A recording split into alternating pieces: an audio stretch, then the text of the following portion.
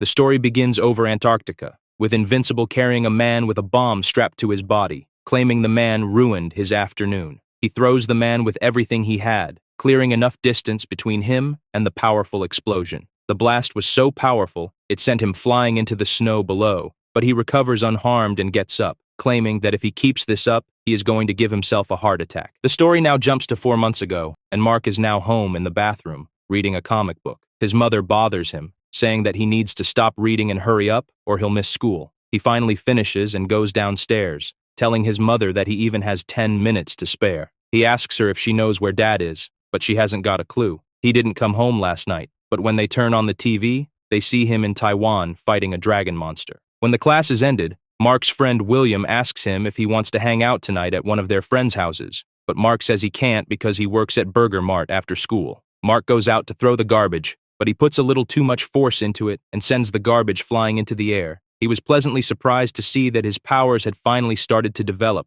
It was about time. Later at home, his mother prepared dinner and said they should start because Nolan wasn't coming, but she was wrong because her husband flew right in and sat on the chair. Debbie asks Nolan if he took care of that dragon in Taiwan, and he said it was easy once he found out who was actually controlling the thing. Mark tells his parents that he finally got superpowers, but both of them seemed unimpressed. After dinner, he sneaks outside and flies for the first time, remarking that even if he falls, he should be unharmed because he is invulnerable. The next day, he decided to test his new powers and picks the perfect moment. While 3 robbers were running away from the police, he ambushes them and knocks them out effortlessly, while one of them asks if he is trying to stop them or rob them. Even though he did a good job, his suit made him look like a robber himself, but nevertheless, his father, who watched the whole thing, was impressed. He asks his son to follow him, and both of them fly away, heading towards a tailor shop. Inside, they meet an old man who creates suits for superheroes, and he gives one to Mark to try out. Mark isn't impressed, saying he doesn't like the yellow color and feels that he needs something more personal. The old man says he can try to build something more tailored to him, but he needs more suggestions and ideas. Sadly, Mark doesn't even have a name for himself. The next day in school, Mark thinks about a hero name for himself and can't focus on the class at all. When the class ended, the professor asked Derek to stay behind and talk for a minute. While putting his books inside the locker, a bully was picking on one of the kids, but Mark intervened and asked him to stop. The bully was annoyed that Mark had the courage to say something and pushed him, but Mark didn't back down and slammed him against the locker rooms. This got him into trouble and he was sent to the principal's office. The principal knew the guy was a bully and told Mark he should have called a teacher instead of attacking the guy. The guy is twice his size. He isn't invincible after all. A group of thieves attacked the local savings and loan bank and stole a lot of money. They quickly ran outside and headed to the other side of the street where they had the car parked. But Mark was waiting for them, dressed in his suit and levitating their car in the air. He tells the robbers they shouldn't bother shooting him because he is invincible. The next part of the story begins with Omni-Man telling his young son the truth about his origins and why he is different from the rest of the people. Nolan was born billions of miles away from Earth on a blue planet called Viltrume. Their race of people are called Viltrumites and are very similar to humans, but they can fly, move at super speed, and possess great strength. Their planet achieved the perfect global society. There was no illness, no murder, and no war. Their council took it upon themselves to look after less developed planets and help them develop to their level of advancement. They create the World Betterment Committee that had the job of overseeing other planets and helping them develop faster. Omni-Man worked for this committee, traveling from planet to planet, searching for the ideal world to add to the development program. Earth was rejected because the world seemed too primitive, but Omni-Man liked our planet and how diverse its people were, and decided to stay behind. He wanted to protect Earth until it reached a level of advancement worthy of joining the Viltrumite program, but soon after, he met Debbie and fell in love with her. Nolan continues to tell his young son that one day he will develop superpowers just like him and asks him if he understands. But Mark was only curious if one day he was going to fly. Next, we see Mark in his bed, unable to sleep, and thinking about his newfound powers. He notes that he can fly now and decides to test his powers more. He flies from his window high into the air, enjoying every moment when he sees someone moving on the ground. One of the Mahler twins had just robbed a toy store and was carrying a large game box on his shoulders. Mark wants to stop him, but he was caught off guard and sent flying into the wall. He wanted to retaliate, but a big explosion stopped him. The teen team arrives, and Rexplode tells them to stop fighting, or the next explosion is going to be even bigger. Mauler immediately attacks them and destroys their flying bike, but Mark was able to catch him off guard and knock him out with a strong punch.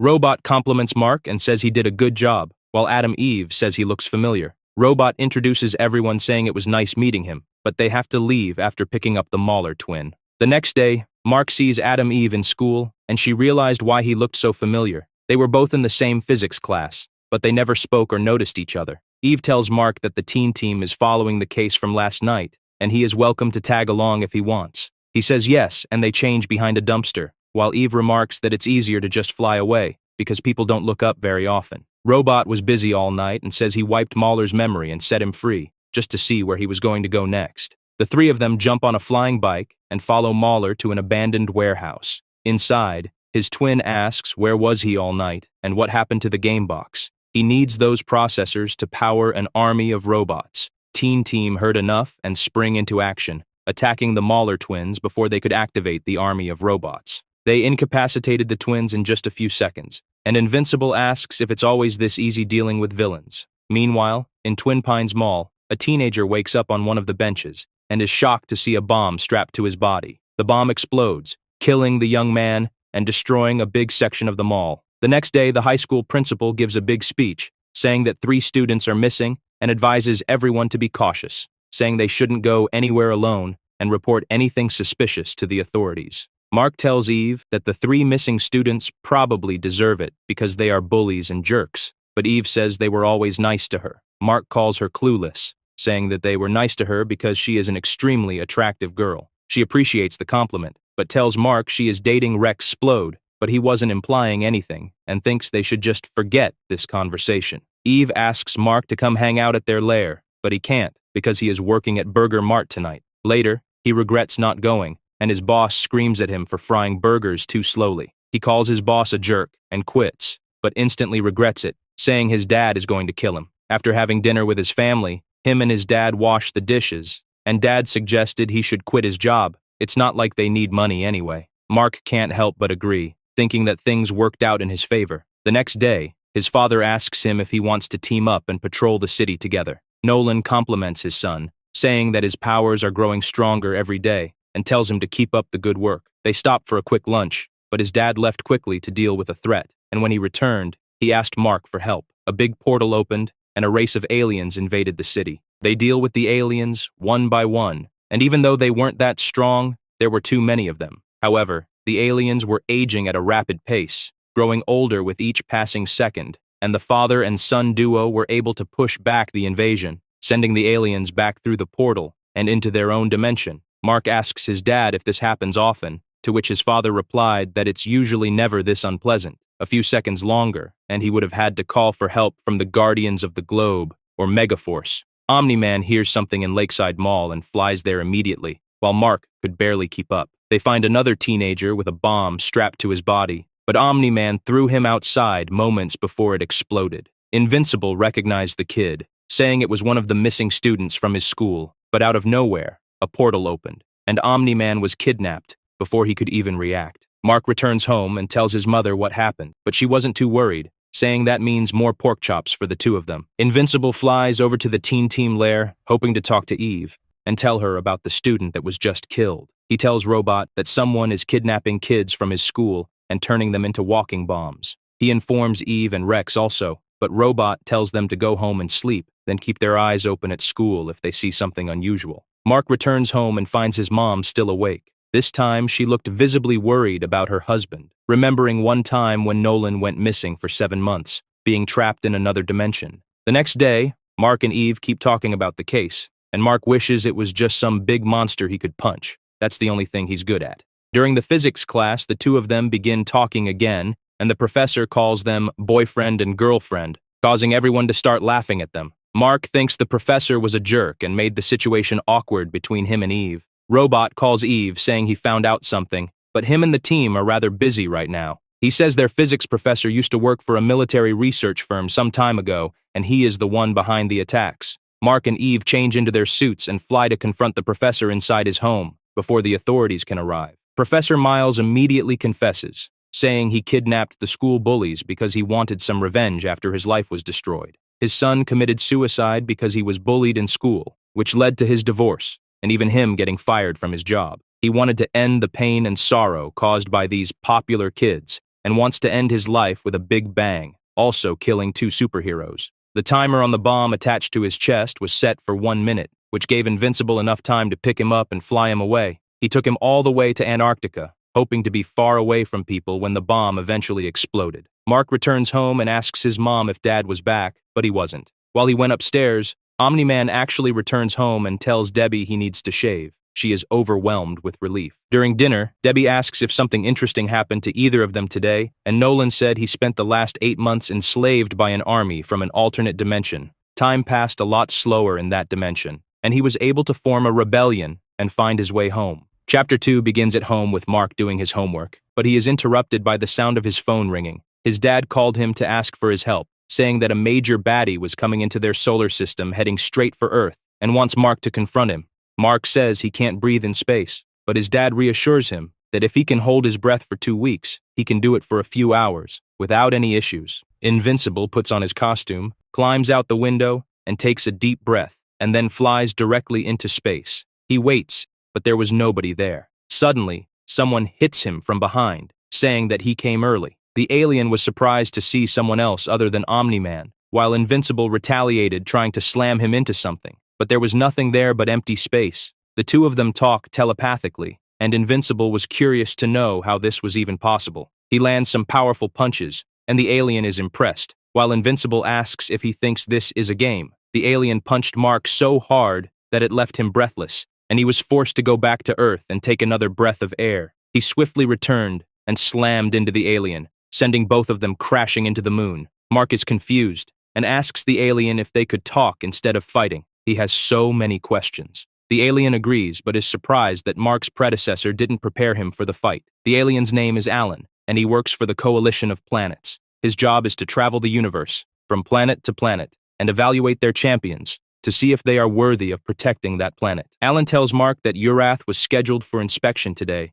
and shows him the proof, but Mark says his planet is named Earth and not Urath. Alan realizes he made a mistake. He had been coming to Earth for many years, completely neglecting the planet he was actually supposed to inspect, fearing this might get him fired. He thanks Invincible for helping him to realize his mistake and then flies away. Mark returns home and has dinner with his parents, telling his father everything that happened. His dad was impressed and wished his son was around the first time he fought the alien. Mark returns to his room tired and wants to rest, but he remembers he still has homework to finish. Invincible plays baseball with his father, while his dad tells him about the time he was kidnapped and taken to another dimension. He was trapped there for far longer than he initially told his mother, even though on Earth it only passed 1 week, and tries to understand how time works over there. Mark remembers his friend William is supposed to come over at 1 p.m. The two of them are headed to Upstate University because they are thinking of applying there. With Mark out of the house, Nolan thinks it's a good idea for him and Debbie to go upstairs and have some fun, and she agrees.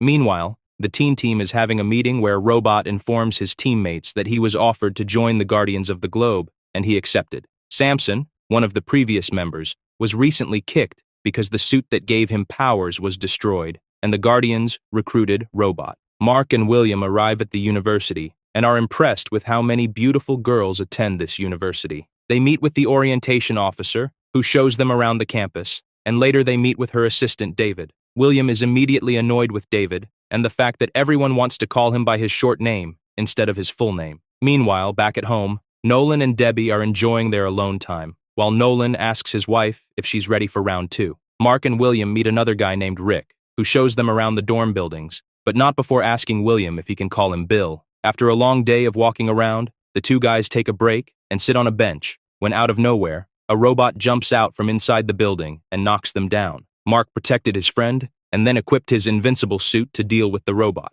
He saved as many people as he could, but the robot didn't even acknowledge him. Instead, it jumped directly into a metal rod, which caused its body to explode. Mark dressed back into his normal clothes and went to check on his friend, who realized that he was invincible, and asked why he never told him that he had superpowers. The two of them return home, and William says his secret is safe with him. Mark sees his parents and tells them he's not prepared to deal with them tonight, while Debbie noticed that Nolan wore the t-shirt backward by mistake. Nolan receives an important phone call from the tailor, who tells them that someone broke inside his shop and stole something important. He was working on Samson's power suit in order for him to regain his powers and join the Guardians of the Globe again. Over in Midnight City, two thugs were using a machine trying to enter a building and rob the place. It was almost morning, but there was no daylight in midnight anymore. The city was in constant darkness after the Midnight Magician succeeded in his suicide mission 3 years ago. The two thugs thought the city was mostly abandoned, but they were wrong. Darkwing was out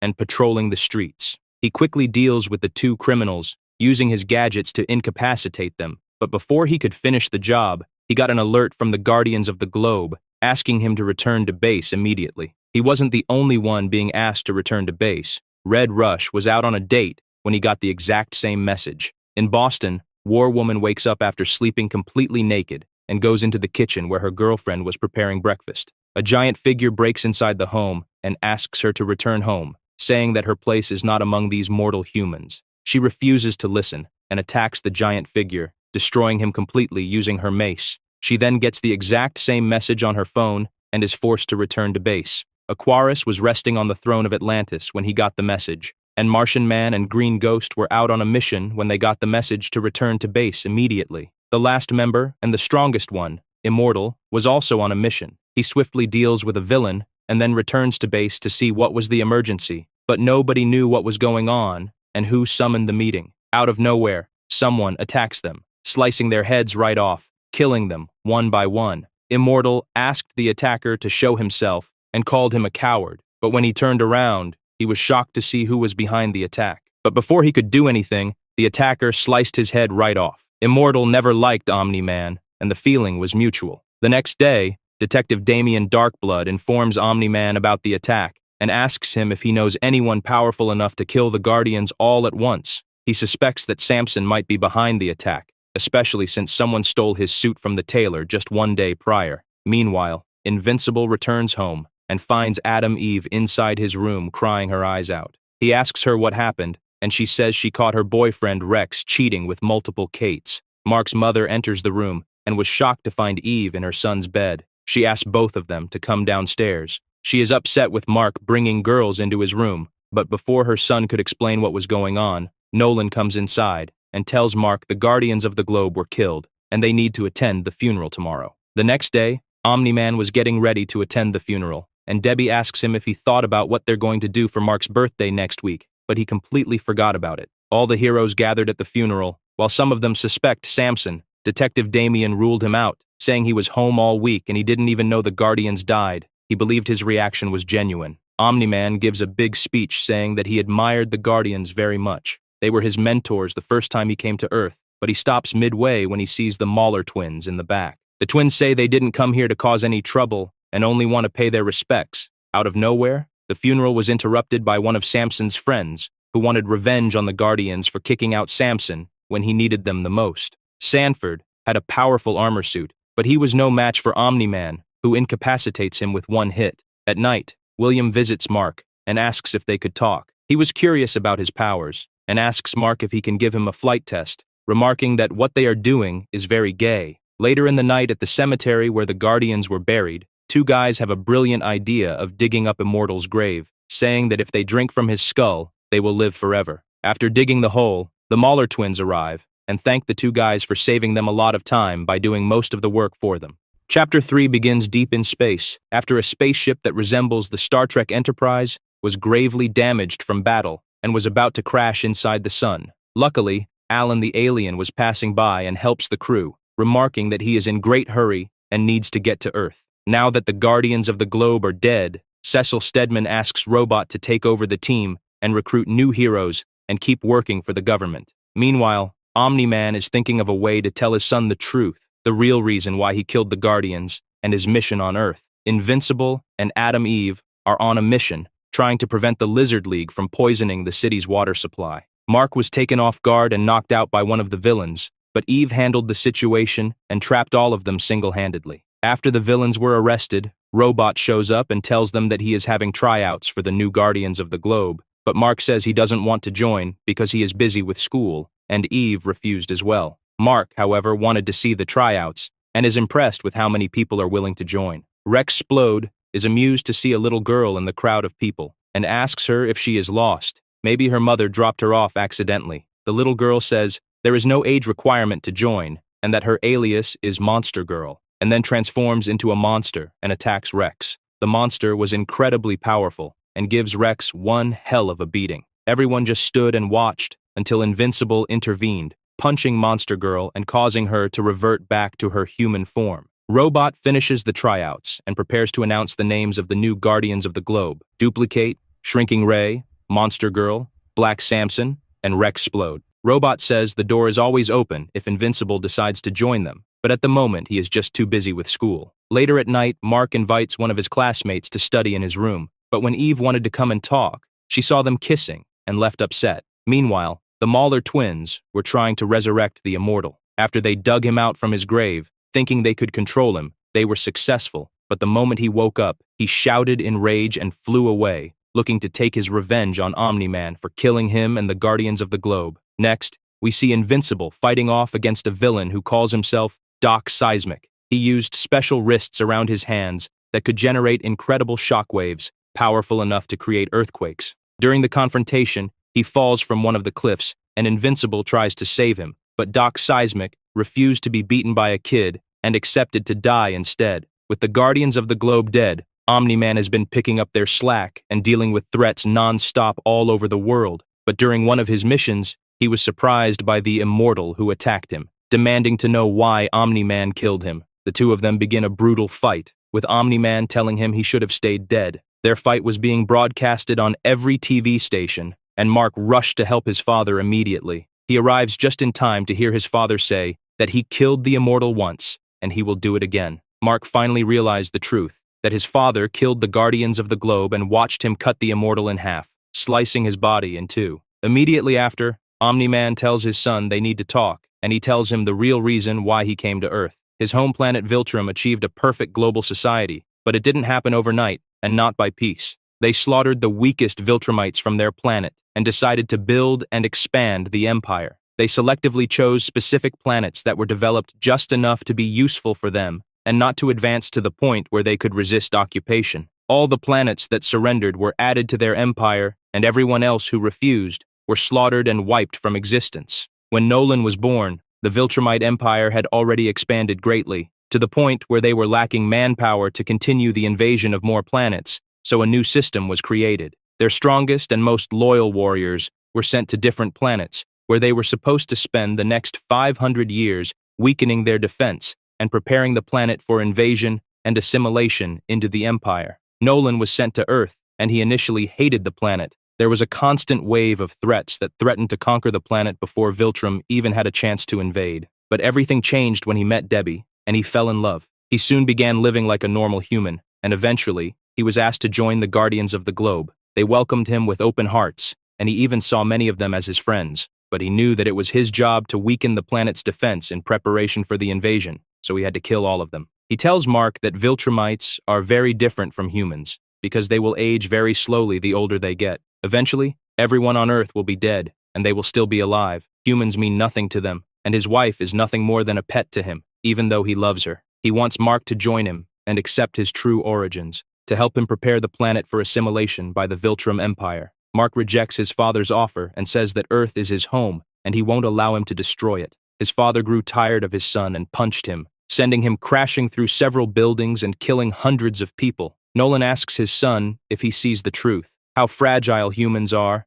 that just one punch is enough to kill thousands of them. In the grand scheme of things, humans mean nothing. In a few hundred years, most civilizations will disappear. Mark continues to fight his dad going inside the subway, destroying everything around them and killing even more people. Nolan says that his loyalties are with the Viltrume Empire, and he would rather see this planet burn and all life eradicated, rather than spending another minute as one of their own. This infuriates Mark, and he attacks his dad, but he retaliates, dismissing his attacks as if they meant nothing. Nolan calls his son a fool for opposing him and is disappointed in him. He thought he would understand and join him in his quest. He continues to beat his son senseless, and even says that if he refuses to join him, he will kill him, remarking that he can always produce more offspring. Nolan was furious at his son, but he couldn't kill him. He eventually stops and flies away into space with tears in his eyes. The government finds his broken body in the freezing mountains, barely alive, and takes him back to the infirmary.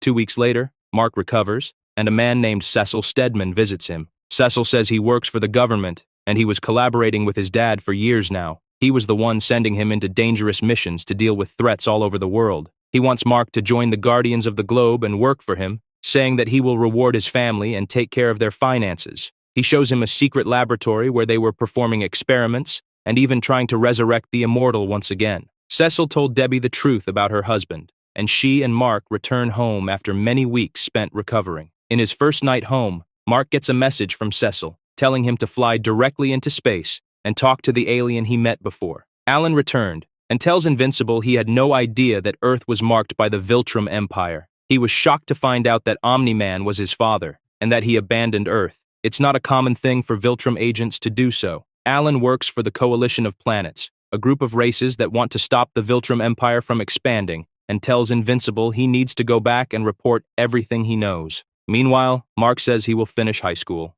Chapter 4 begins in Saudi Arabia with the Guardians of the Globe fighting against another invasion from the Flaxan Empire. After they captured Omni-Man and took him back to their own dimension, he rebelled against them and was able to destroy most of their homeworld, taking them many centuries to repair. Time passes much faster in their dimension. A few months on Earth is like a few hundred years on their homeworld. The Flaxan Empire returned to Earth more prepared this time, and in greater numbers. A special device attached to their wrists allows them to counteract the side effects of being on Earth and slow down their aging greatly, but Robot was able to spot this and started destroying the wrists. This caused every Flaxan soldier to age very rapidly, and they retreated back into their own dimension. Invincible returns home and finds the Immortal waiting for him. The Immortal tells him that he doesn't trust him because of what his father did, and even though he rebelled against his father's wishes, he will be keeping an eye on him going forward. Inside his room, Cecil was waiting for Mark and tells him that the conversation he and his father had before he left Earth was recorded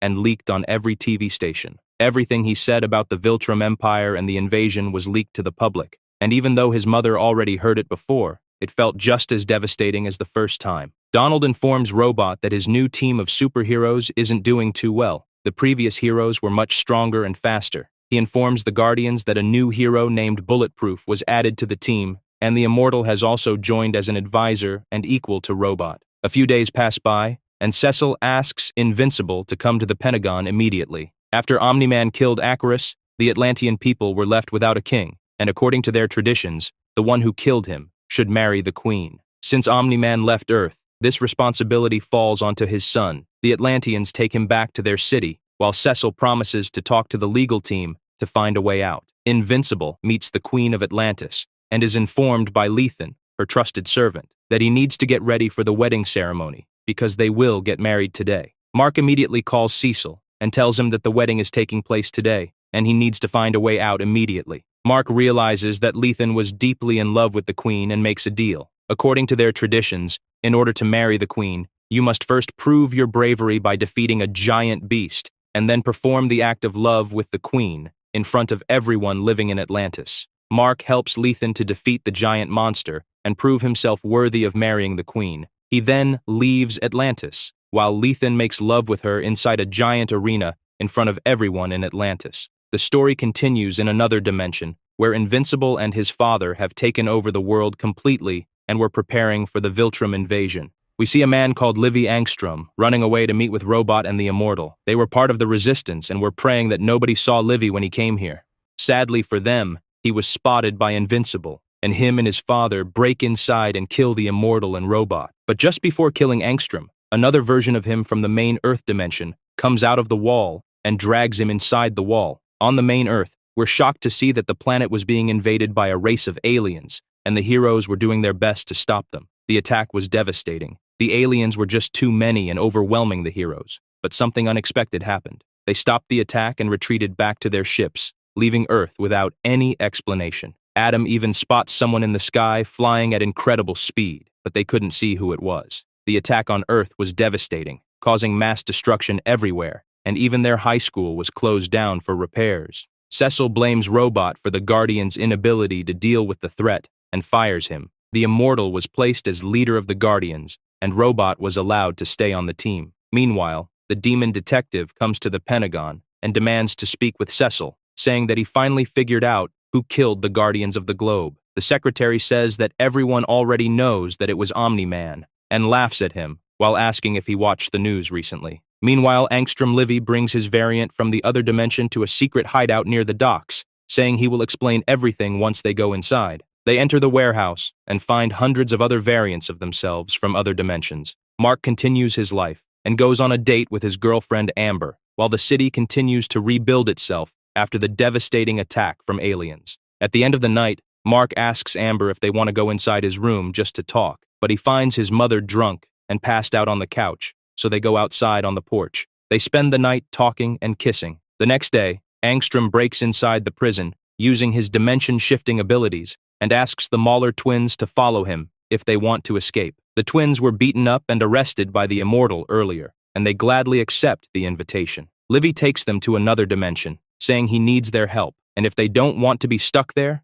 they should follow him. He brings the twins back to his hideout and tells them that out of all of his variants, only he has the ability to travel to other dimensions. He wants them to build a machine for him that can transfer the knowledge of each dimension from all of his variants inside his brain. The twins agree to help out and begin preparations to build a machine that can do this. Cecil asks Invincible to go to Manhattan and help out the Capes because a powerful villain was destroying the city. The Capes are a group of heroes working for the city, mostly on a strict schedule from 9 to 5. He meets a hero named Bolt and helps them by taking the villain all the way into space and suffocating him. The Capes are thankful for the help, and Mark is just happy he could help out. After everything that happened lately, high school was finally over, and all the students attend the celebration ceremony, but Mark gets a little carried away and throws his graduation hat a little too hard up in the sky. Mark has been working non-stop for the government, going everywhere Cecil asks him to go, and this time, it's no different. Cecil tells Mark that ever since the invasion, the space program has become a priority, and the government is sending a shuttle to Mars and wants Invincible to go along and make sure nothing goes wrong. Mars is inhabited by the Martian people, but they mostly live underground and shouldn't be an issue. The astronauts arrive on Mars while Mark stayed behind, hiding so they couldn't spot him. They were taken prisoners by the Martian race and taken inside an underground base. Mark follows them, but was attacked by a bunch of squid creatures. The squids couldn't harm him, and he was taken by the guards to meet the Monarch Prime. The Monarch tells Mark that the squids arrived here many hundreds of years ago after a malfunction of their mothership caused it to crash on the surface. The squids have one mind, a single consciousness between all of them, linked through the minds of their hosts. But without hosts, they are easily manipulated, making them the perfect slave race. Invincible's skin was too strong for the squids also, but the Monarch wants to execute the astronauts just to be safe. Mark didn't allow it and attempted a rescue mission, saving the people and taking them back to the shuttle. They were able to safely escape the planet, but not everyone made it out safely. One of the astronauts was taken as a host by the squids, and his place was taken by a Martian man who returned back to Earth. A few days later, Invincible was sent on another mission, this time to deal with Titan, a criminal he had met before. Titan asks Invincible for help, saying he works for a guy named Machine Head, the top crime boss in the entire country, untouchable even by the police, doing whatever he pleases. Murder, drugs, he does it all. Mark agrees to help Titan defeat the crime boss and attacks his office together. However, Machine Head was protected by his personal guard of highly trained mercenaries like Battle Beast, Magnetak, Kursk, Furnace, Magmaniac, and the Tether Tyrant. The two of them didn't expect such strong villains to face, and they quickly got outmatched. Battle Beast attacked Invincible and completely destroyed him, knocking him out with just a few hits. Luckily, the Guardians of the Globe came to help and did their best against the villains. Black Samson and Bulletproof attacked Battle Beast, but he completely destroyed both of them, sending them both into instant comas. He was highly disappointed, saying he came to Earth because he was promised worthy combatants, but he only wasted his time coming here, so he left. After everyone left and Machine Head was arrested, Titan returned to the office and took his place, becoming the new crime boss. Chapter 5 begins in Mark's room, after Eve visited him saying she wanted to talk. Eve tells Mark she wants to quit being a superhero and do something else. She has incredible powers that allow her to rearrange matter and create anything she wants. She wants to use these powers to help people and do some good in the world, and not just fight villains. Invincible can handle that. She says goodbye and tells Mark she is going to Africa to help people who need her most, but she promises to talk to him immediately after she settles in. Meanwhile, the Mauler twins inform Angstrom Livy that the machine they are building for him which will allow him to transfer all the knowledge from his variants from other dimensions into his mind, will be finished by next week.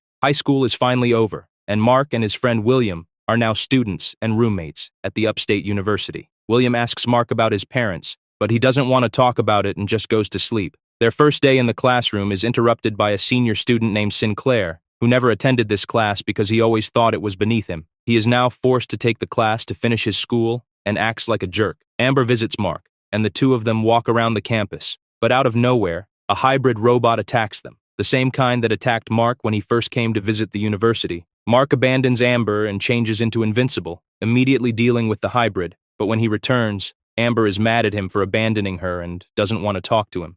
We later discover that these hybrid robots are actually manufactured by A.D. Sinclair, who has been experimenting on dead people, trying to bring them back to life in the form of hybrid robots. His experiments haven't been too successful. Most of the hybrids are brain-dead zombies who just want to kill themselves, so he wants to experiment on live subjects. Invincible is sent by Cecil on his next mission inside Midnight City. The city was cursed after the Midnight Magician cast a spell that shrouded the city in everlasting darkness. The government wants to take back the city and sends Invincible to inspect the area. He finds Nightboy, Darkwing's assistant, who has gone a little crazy, killing survivors still living inside the city. Nightboy takes Invincible inside the Shadowverse, a dark dimension without any light from which nobody could escape. However, Mark grabs his hand and refuses to let go, saying he won't let go unless he takes both of them out of there. Eventually, Nightboy surrenders, and both of them leave the dark place. Invincible takes him to the Pentagon, where he is handcuffed and arrested immediately. Next, we see Robot going inside a secret room, kneeling down and opening his suit for someone. Robot was secretly working for a disfigured person living inside a giant container, who tells him they need to get started. After the incident at the university with the hybrid, Amber refused to talk to Mark anymore, so he came to visit her. She was shocked to find him inside her room, and he wanted to tell her the truth, but before he could even begin, Cecil tells him there is another emergency and needs him immediately. Mark tells Amber he will come by later and explain everything, and then jumps out the window and flies away. Next, we see the Mauler twins informing Angstrom that the machine is almost finished. By this time tomorrow, all of the knowledge of his variants and their dimensions will be transferred into his mind. He will finally be able to explore the multiverse without having to risk entering a world too harsh to survive. Sinclair, the mad scientist student, was working on his next project, trying to bring the dead back to life, but this time, he took things one step further. He kidnapped one of the students from campus and operated on him, transforming him into a half-man, half-machine hybrid. Moments later, Mark returns to Amber's apartment, saying he is actually invincible, and that's why he's been so busy lately and disappearing on her, because he was out fighting villains and saving the world. Mark tells her everything about him, including his father, and she is happy that he finally told her the truth. She gets on top of him and takes off his suit, saying she is ready for more. While we let Mark and Amber have some privacy, we move to a story deep in space with Alan the alien, who was flying back to Telescria, the capital of the coalition of planets. Alan recalls the events that happened on his homeworld, Unop, when the Viltrume Empire attacked, and they were forced to leave the planet and survive in space. Eventually, his race was asked to join the coalition of planets, and they created breeding camps to ensure the survival of their species. Alan was born in such a camp and was part of an experiment to create a new breed of stronger warriors. Even though he was very strong, Alan was nowhere near the strength of a Viltrumite, and he barely survived an encounter with them. His job has been to travel the universe in search of powerful warriors, strong enough to face a Viltrumite. Alan reports back to the Council that Omni-Man abandoned his post on Earth, making him an outcast to the Viltrume Empire and a possible ally, and also that his son refused to join the Viltrume Empire. Alan then goes to meet his girlfriend and spends many beautiful hours together. While having dinner, Alan is attacked by 3 Viltrumites, who demand to know more details about the Viltrumite who abandoned his outpost and about his son. Alan mocks them, prompting the Viltrumites to attack him and completely destroy his body, leaving him for dead in space. However, Alan is recovered and taken to the infirmary, where doctors reattach his body together. Back on Earth, the Mauler twins finally finished building the machine for Angstrom, and they are ready to start the procedure. Cecil knows that the twins are up to something and sends Invincible to stop whatever they are doing. Mark breaks inside and attacks the twins, saying he is much stronger now compared to the first time they met. Livy panics and calls more Mauler variants from other dimensions to help him. He asks them to keep Invincible busy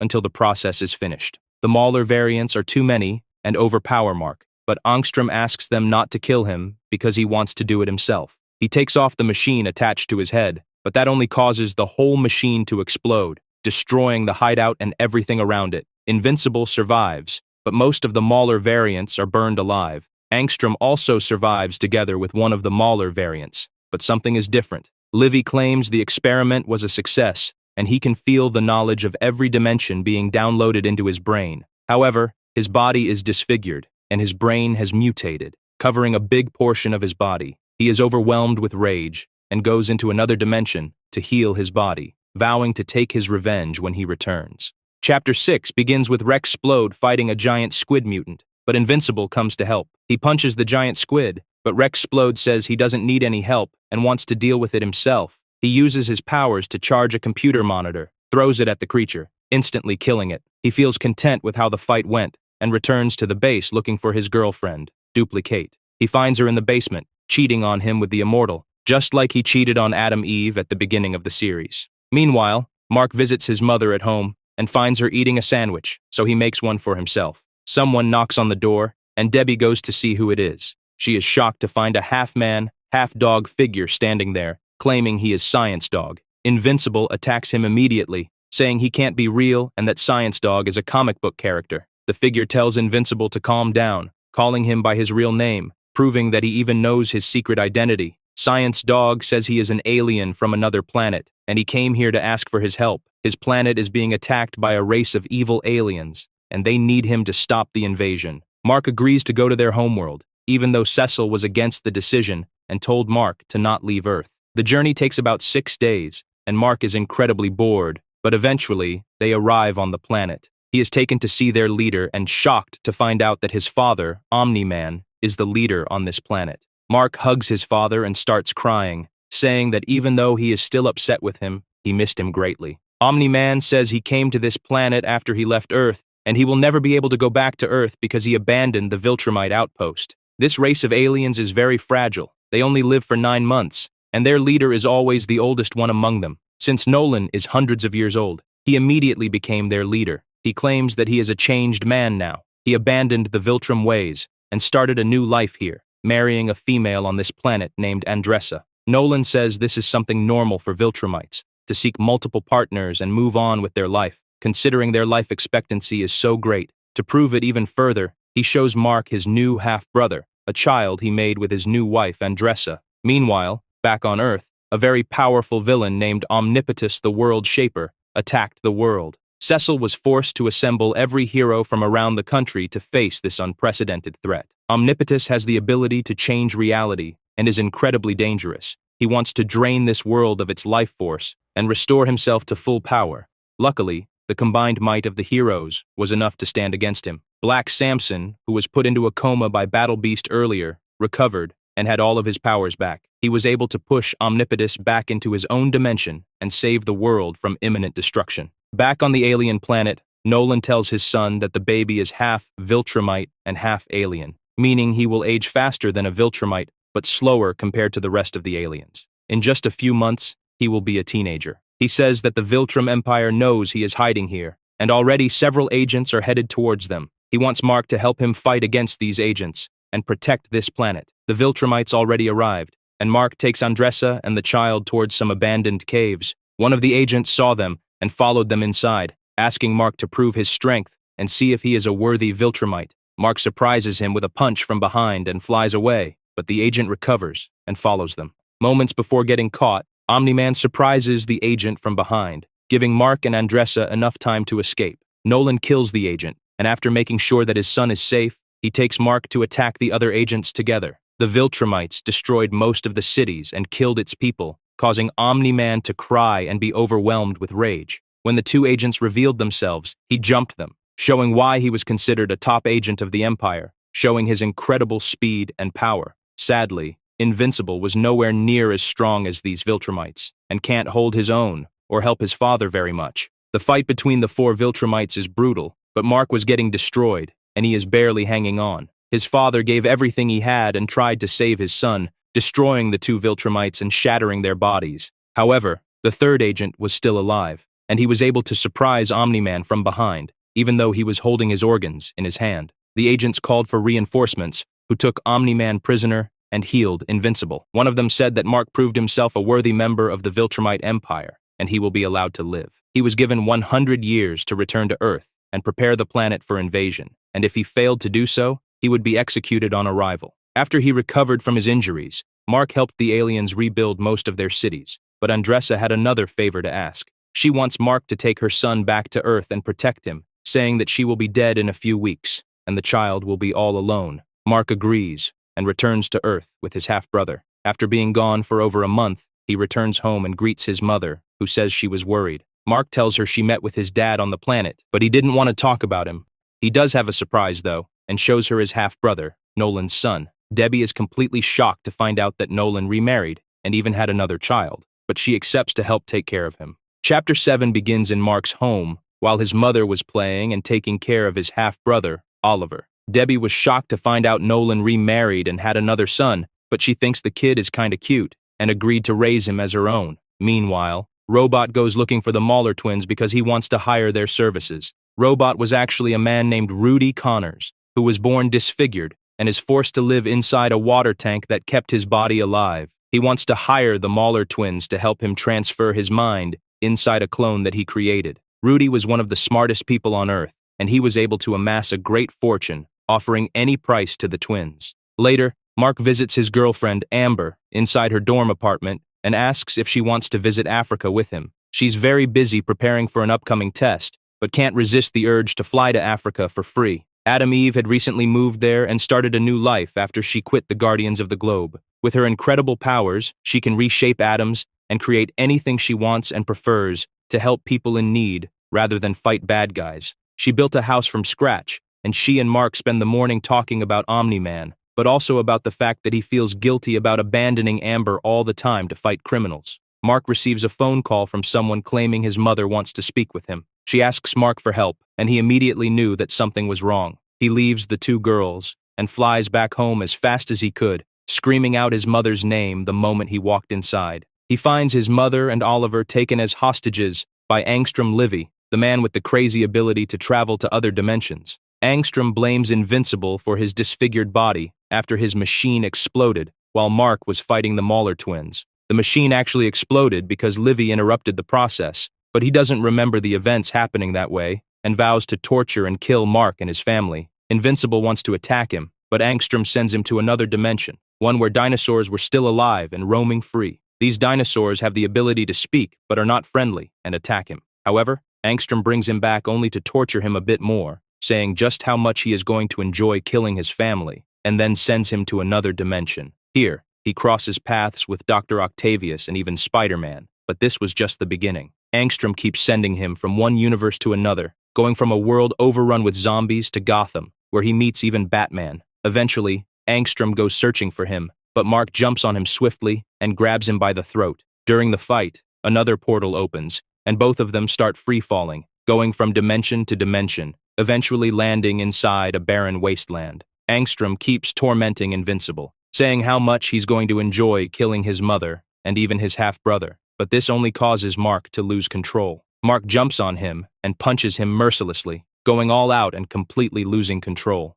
However, he quickly realizes that his opponent wasn't as strong as he pretended to be and actually died. Mark was shocked. He didn't mean to kill him, but he also didn't realize just how weak he actually was. He was now stuck inside this dimension with no real way of returning home. Suddenly, out of nowhere, the Guardians of the Globe appear, claiming to be from the future. 15 years from now, time machines were invented, and they were able to find his dimension and travel back in time to save him. Before sending him back home, Adam Eve confesses her love for Mark, urging him to talk to Eve once he gets back to his own time. Mark returns to his own dimension and rushes to see his family, who are safe now and being treated for injuries inside the Pentagon. Meanwhile, the Mauler twins were successful in transferring Rudy's mind from his disfigured body inside the young clone, but he has other plans for the twins. Even though he was thankful for their help, the twins are villains, and he can't let them go. He brings a giant robot and arrests them. Rudy is one of the smartest minds on Earth, but he still wants to do the right thing and be part of the Guardians of the Globe.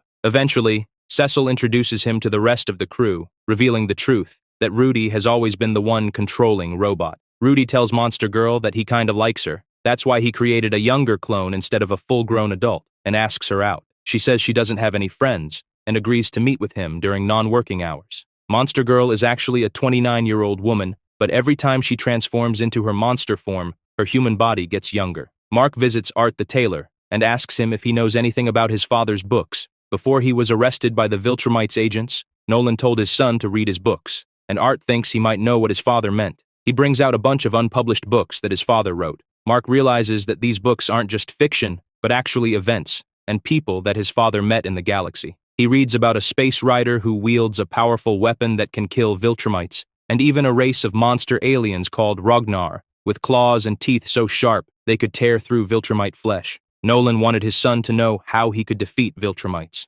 Chapter 8 begins in the Guardians of the Globe locker rooms. After Rex Splode just found out that Duplicate was marrying the Immortal, he reflects on their time spent together, but says he would have never married her. Maybe someone like Adam Eve. The Guardians are called to fight a familiar villain named Seismic Doc, who just escaped prison and summoned an army of underground monsters to help him fight the heroes. During the fight, the Immortal is overprotective of Kate, which causes her to get mad at him for embarrassing her in front of the Guardians. Meanwhile, a new hero who calls himself Shapesmith appears. He was able to single-handedly restrain Seismic Doc and prevent him from escaping underground. Shapesmith is actually a Martian manhunter in disguise, and he came to Earth disguised as one of the astronauts that returned from Mars. The Immortal is impressed by his skills and asks him to join the Guardians of the Globe. Later, William asks Mark to help him find Rick, a student from the university who has been missing for 4 months. Fellow students have been disappearing around the campus, and William wants to be the bait to see if someone tries to kidnap him.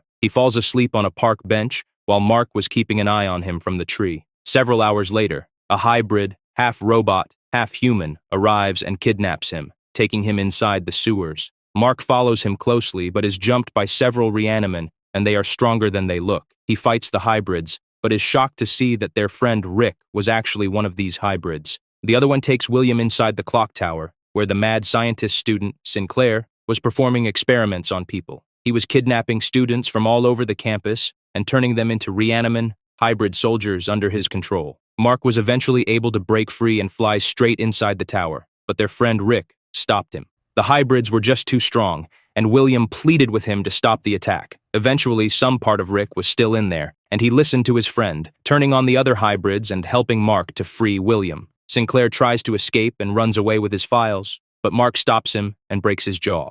Cecil intervenes and asks to not kill him, while the cleanup crew takes his friends to the infirmary. After everything that happened, Mark flies to his girlfriend and finds another guy inside her bedroom. She says it's just a guy from school, and they were studying together, but Mark feels like there might be more to this. While the doctors were doing their best to turn Rick back into a normal human, Cecil visits Sinclair inside the jail and offers him a deal. He wants Sinclair to work for him and create more hybrid soldiers in exchange for time outside the prison cell. Meanwhile, back on Thalaskria, the capital of the Coalition of Planets, Alan the alien recovers after he was almost killed by the Viltrumite agents. He is visited by the leader of the Coalition, who tells him that ever since the attack, his body has become much stronger, very close to Viltrum levels. He knows this for a fact because he himself is a Viltrum who deserted the mighty empire. Mark visits Adam Eve again in Africa and wants to talk about Amber. He thinks it's not fair to her to have a superhero boyfriend who always abandons her to fight villains and comes back months later. He remembers what the Eve from the future told him, and he decides to act, giving her a big kiss. Mark is unsure of his feelings, but before they can talk more and discuss what just happened, Cecil calls everyone to the Guardians of the Globe secret base for an emergency meeting. Cecil tells everyone that a big spaceship is flying from Mars and headed towards Earth. Shapesmith decides to come clean and tell everyone the truth, that he is actually a Martian manhunter, and he ran away from his planet because he didn't want to live there anymore. After he switched places with the astronaut back on Mars, the planet was probably overrun by sequids, a race of alien parasites that share a single mind and take control of other people, making them their slaves. The sequids have no effect on the Martian people because of their shape-shifting abilities, but the human astronaut was an easy target. The Guardians travel into space and break inside the giant spaceship and are initially greeted by the Martians, who blame Shapesmith for the invasion and want to kill him. The Guardians convince the Martians to join forces and fight against an overwhelming amount of sequids that try to take control of them. Rudy came along wearing the robot suit and realized that all the sequids communicate with each other on a single frequency. He is able to find and scramble this frequency, causing all the sequids to lose control of the human host and fall asleep. The Guardians take the astronaut and want to leave before the sequids get a chance to bond with a human host again, but the Martians still wanted to kill Shapesmith because of his act of treason. However, Invincible didn't allow them to harm him. All of them escaped and safely returned back to Earth. While all of this was happening in space, back on Earth, the Lizard League took over a missile silo in Wyoming, hoping to blackmail the government into giving them money for not launching nuclear missiles. The leftover heroes like Rexplode, Shrinking Ray, and even Duplicate were sent to neutralize the threat. However, the fight was extremely brutal, and everyone except Rexplode was killed. Rex survived until the very end, and even had his hand bitten off when he put an explosive device inside one of the villains' mouths. However, the leader of the Lizard League was still alive and shoots him in the head, but luckily he survives and is able to knock him out with a powerful punch to the face. Mark returns to Earth and wants to see his girlfriend at the university, but when he gets there, he sees Gary, one of her friends from school, leaving her room. Mark feels sorry about abandoning her every time to go fight bad guys and monsters, but it's his job, and he can't escape his responsibilities. He loves Amber and wants what's best for her, and eventually they both agree that the two of them being together doesn't make much sense. They cuddle one last time and wish each other the best, before breaking up for good. Invincible visits Rexplode in the hospital, saying he feels horrible for missing the fight. But Rex couldn't help but feel jealous for all the praise Invincible got for stopping the alien invasion, while everything he had to do in Wyoming will remain a secret. The chapter ends with the astronaut that was left stranded back on Mars finally arriving home after being missing for several months. But there was something wrong with him. He wasn't himself. Several sequids survived and took control of his body, claiming that their plan is to take over the world. Chapter 9 begins on the moon, after the government built a space station there, and Invincible was sent to make sure nothing bad happens to it. One of the astronauts says he doesn't trust Invincible after his dad threatened to destroy the entire planet, but one of the astronauts that was sent on Mars defends Mark, saying he saved her life. Cecil calls Mark back on Earth to deal with a giant villain who was destroying the city and demanded to be appointed president. But before they could fight, the Guardians of the Globe arrive and take over the case. Mark returns home, and his mother tells him that Oliver has grown quite a lot since last time, thanks to his Thraxian DNA from his mother. Mark tells his brother he is still too young to get his powers, but while they enjoy a friendly game of baseball, Oliver surprises his brother by flying and catching the ball. Their mother is also impressed with how fast Oliver developed superpowers,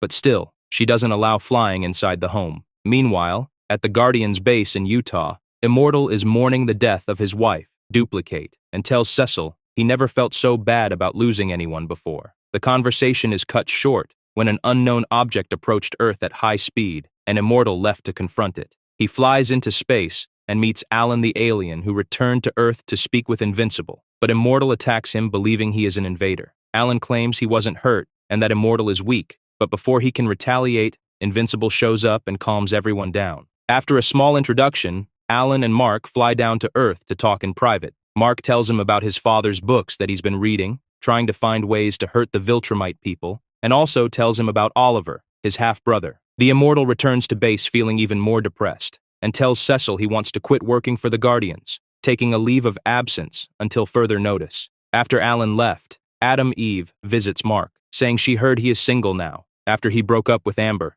and asks if they are dating now, or what. She tells Mark she always liked him, but when they first met she was dating Rex, and later he was dating Amber, and couldn't do anything about it. Mark likes Eve, but he isn't sure of what he should do, prompting Samantha to just leave.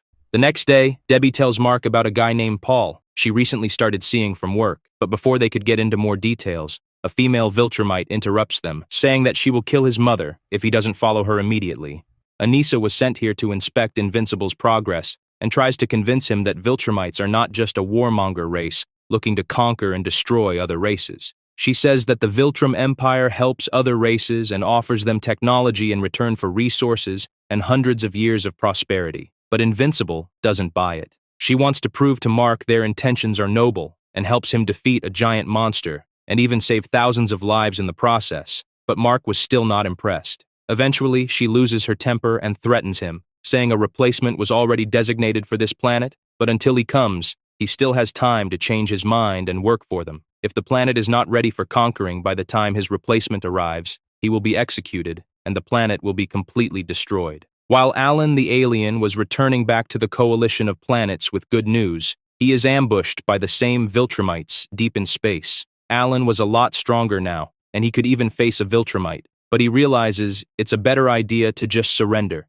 and have them take him to their prison, where he will surely meet with Omni-Man, one of the few Viltrumites who ever rebelled against their people. After quitting the Guardians of the Globe, the Immortal retreats to one of his cabins in the mountain, but when he enters the door, he was shocked to find Duplicate still alive, claiming she needs his help to deal with her brother, Multi-Paul. Meanwhile, across town, Fightmaster and Dropkick, two people from the future, were stealing the Declaration of Independence, claiming to be from the future. Invincible and Rexplode managed to stop them, but they were surprised by Multi-Paul, Kate's brother. He accuses Rexplode of killing his sister during the nuclear silo mission in Utah and attacks him viciously. Just like Duplicate, Multi-Paul has the ability to create copies of himself in great number, quickly outnumbering the two heroes. Luckily, the Immortal and Duplicate arrive, claiming she was never killed in the mission because she always keeps the original Kate far away from danger and only sends her copies to do missions. On the other side of the galaxy, inside the Viltrume prison,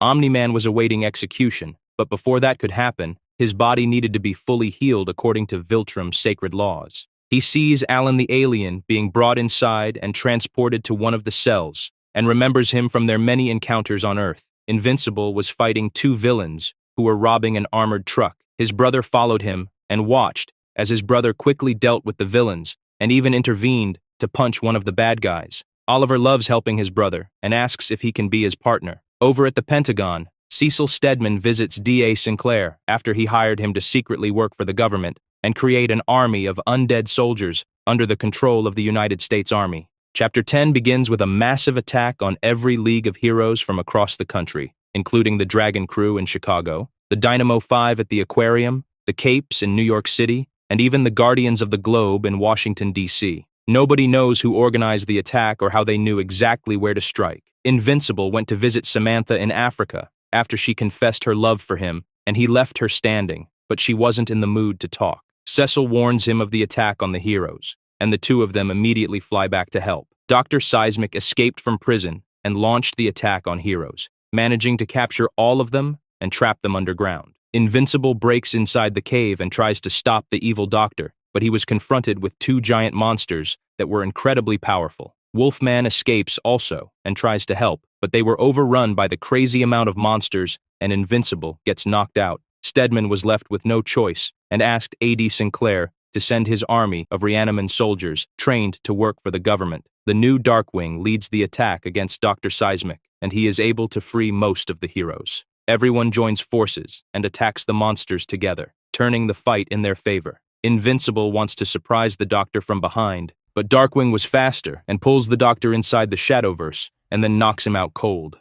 Invincible punched Darkwing in the back, calling him a murderer. Mark arrested him a few months ago in Midnight City when he went completely crazy and started killing people inside the city. Stedman covered everything up that happened in Midnight City, and nobody even knew that Darkwing is a murderer. Mark confronts Cecil about hiring criminals to work for him, but loses his temper even more when he sees A.D. Sinclair was also working for him. Cecil defends his action, saying he will do everything he can to keep the country safe, including hiring criminals. He tells Mark to calm down, or he will unleash the Reaniman on him, but Mark refused to back down. Cecil shocks him using the earpiece he implanted in his ear, and Mark tries to fly away, but Cecil follows him around by teleporting behind him. Mark eventually flew towards the Guardians of the Globe and crashed inside their headquarters. Cecil tells everyone to stand down, but the heroes refuse to listen to him and help Invincible. Rudy is able to deactivate the device inside Mark's head, and Mark defended himself, destroying most of the Reaniman. He tells Cecil they are done working together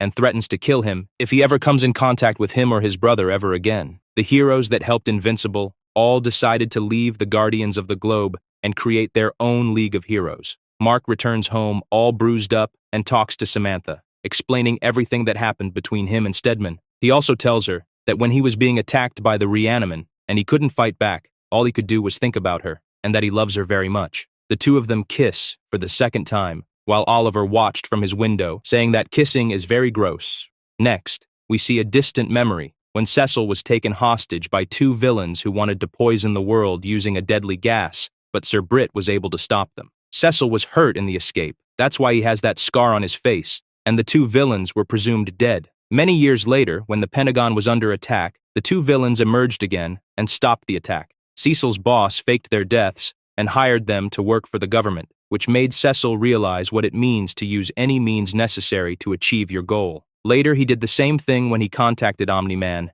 and made a deal with him to work for the government. Everything Cecil did over the years was to keep his country safe, no matter the cost. Back in the present, Invincible and his brother get new suits from the tailor, and Oliver joins him on their mission together, calling himself Omni-Kid. When two villains attacked the Stronghold Penitentiary trying to break out Multipol, Oliver ignored his brother's orders and charged them head-on. He was immediately electrocuted and knocked unconscious, falling on the ground. Luckily, his brother was there to save him and deal with the criminals, shouting at his brother to never do that ever again. Mark ends the night with Eve on the rooftop talking about his brother, but someone was watching them from far. Livy Angstrom was still alive after Mark nearly killed him, and he came back to get revenge. The next day, the Mahler twins attacked the nuclear silo in Utah and quickly took over the base. Invincible and his brother came to stop them, but the twins said they planned to launch one of the rockets into space and disrupt communication satellites.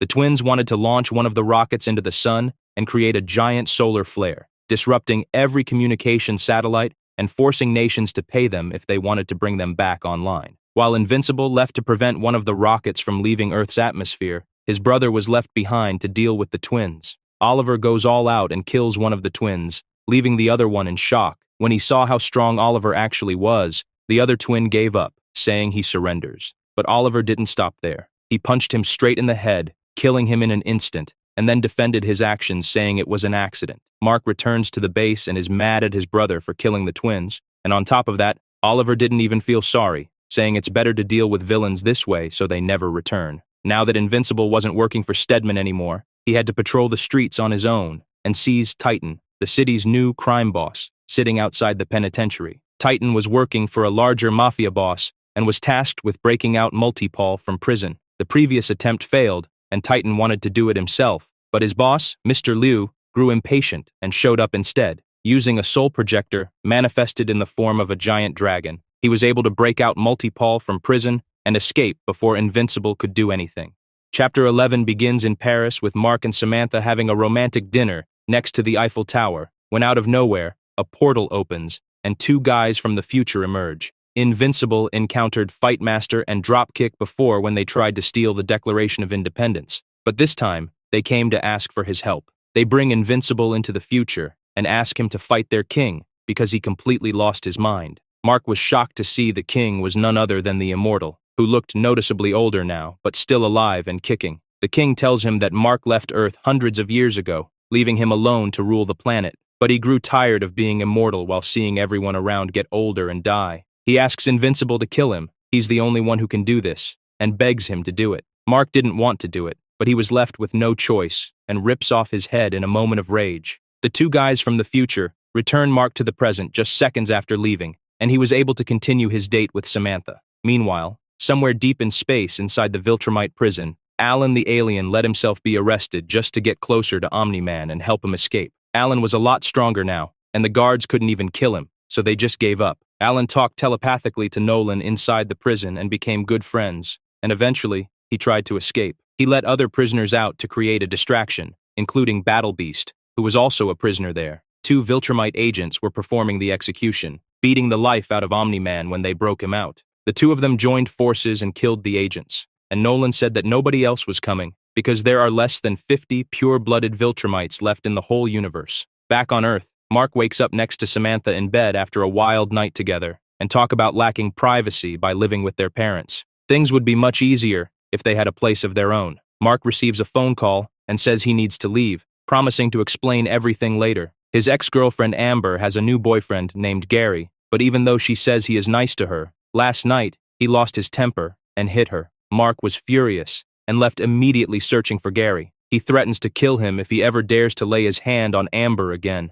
While this was going on, Mark's brother was out on his first solo mission, dealing with a giant metal robot villain. Kid Omni-Man did pretty good on his first mission, but in the end, his brother had to step in and end the fight. Mark returns home and tells Samantha everything that happened with Amber, saying he has a problem with temper and almost killed that guy for hitting her. While talking to his brother outside, Oliver sees a reflection hidden in the trees, and Mark tries to catch it, but it exploded. Someone was watching them and recording their action. Invincible thinks that Cecil Stedman was behind this and visits the Pentagon, using this opportunity to destroy some more reanimate soldiers. Cecil says it's not him and asks Mark for a favor, to hunt and arrest Wolfman who murdered his wife in cold blood. Mark agrees and goes looking for Wolfman and finds him fighting a giant cyclops in the forest. After defeating the monster, Wolfman says he didn't kill his wife, blaming the murder on Zachariah, one of his mentors. Mark believes him and brings him to Cecil to explain what really happened, but Stedman refuses to listen, saying the justice system will deal with him. Mark defends Wolfman once again and helps him escape the Pentagon, but is stopped on the way by the Guardians of the Globe. He pleaded with them to listen, saying that Stedman is no stranger to working with criminals, but they were loyal to the government and began fighting. Invincible was able to grab the Immortal by the head and spins around, knocking out all the other heroes, and then sends him flying tens of feet into the air. Wolfman visits his daughter who thinks he killed her mother, but he swears he's innocent, and their family friend confirms that Wolfman is a good person. He asks Invincible to do one more thing for him, return back to the forest where he first found him. After leaving, we see a mysterious figure hiding in the darkness. Battle Beast was secretly helping Wolfman. Samantha prepared a surprise for Mark, saying she created a private security company in his name, allowing him to work for prisons, power plants, factories, and other places that always seem to have a problem with criminals. This way they can make money and buy a place of their own. Mark wasn't too fond of the idea at first, but ultimately thinks it's a good idea and spends the night together with her. We see a glimpse of the apartment of Russ Livingston, the astronaut that returned from Mars. He was being fully controlled by sequids who were multiplying and preparing an invasion very soon. Meanwhile, somewhere else, many Invincible variants from different dimensions were all gathered in one place by one man. Livy Angstrom was preparing his revenge on Invincible, creating his diabolical master plan. A villain named Powerplex was causing a mess and scaring people, trying to get Invincible's attention. When Omni-Man fought his son, the aftermath was devastating, destroying many cities and killing thousands of people, including his sister. Powerplex wanted nothing else but to avenge his sister's death and wanted to kill Invincible. He used his wife and baby as bait, tying them up inside an abandoned warehouse, while Invincible came to their rescue. He surprised Mark from behind while he was untying his wife and son, but something went terribly wrong. Powerplex's biggest weakness was that he couldn't fully control his power. He was leaking energy, and when he attacked Invincible, he leaked an incredible amount of energy, killing his family in the process. Even though it was all his fault, he still blamed Invincible for making him do this and vowed to kill him and avenge his family. Chapter 12 begins with a flashback to 5 months ago, right after Invincible killed Livy Angstrom. He didn't know that Angstrom was so weak and went all out on him, but the mad scientist wasn't dead. He survived and managed to teleport to another dimension. There, a strange alien race took care of him and rebuilt his body using advanced medicine. Many months later, Angstrom traveled the multiverse and gathered many evil Invincible variants and launched an attack on Earth. All major cities from around the world were attacked by these variants, causing massive destruction and devastation all around. Angstrom wanted revenge on Invincible for disfiguring his body and nearly killing him, and wanted the people to fear him. That's why he gathered variants that look exactly like him. He wanted to destroy Invincible's reputation and make the people hate and fear him forever. When the Pentagon was attacked, Stedman called all available heroes to defend the country and stop these variants. The fights were brutal, with many casualties on both sides. Rex Splode was killed by one of his own explosions. Even Adam Eve was injured, and Invincible rushed her to the hospital and refused to continue to fight. He stayed by her side and let the other heroes deal with the invasion. The variants were extremely powerful, and it only took them 3 days to completely take over the world. Eventually, the variants turned on Angstrom himself and wanted to kill him, so he was forced to send them to an abandoned dimension with no way of returning back. Invincible finds Livy and jumps at him, threatening to kill him for all the destruction and suffering he caused around the world, but he tried to escape. Mark grabbed his hand before he could teleport away and refused to let go. When the portal closed, Angstrom managed to escape, but he lost his arm in the process. Mark visits Samantha in the hospital, but she was unconscious, still recovering from the accident. He decides to let her recover while he helps the other heroes search for survivors. He spends the next few days clearing the debris and helping to recover dead bodies. As if the devastation caused by Angstrom wasn't enough, a Viltrumite agent arrives on Earth. He claims his name is Conquest and he was sent here to replace him and take over the planet, and threatens to kill Mark if he opposes him. Invincible refused to back down, and the two of them begin a brutal fight. Conquest, however, is one of their strongest Viltrumite agents, who has never failed to take over a planet before. He says he likes to fight and wants Invincible to go all out and give everything he has in him, but it still wasn't enough. Oliver comes and tries to help his brother, but he was nowhere near as strong as them, and gets pushed aside easily. Meanwhile, Samantha wakes up in the hospital and asks her parents what happened to Mark. She sees him on TV fighting Conquest and rushes immediately to the scene to help him. She tries to trap Conquest inside a sphere of energy, but he easily destroys it by clapping his hands. Conquest then punches her in the face and stabs her through the abdomen using his hand, leaving a big hole inside her body. Mark rushed to grab her as she was falling to the ground and prayed for her to still be alive. Conquest thanks Invincible for allowing him to go all out. It's been a long time since he's done this, and he loves every minute of it. Invincible is infuriated and loses control, breaking Conquest's robotic arm with a powerful punch. He then continues a series of attacks, punching, kicking, and even biting, and taking a big chunk of flesh from the mad Viltrumite. Out of nowhere, Samantha recovers from her injuries,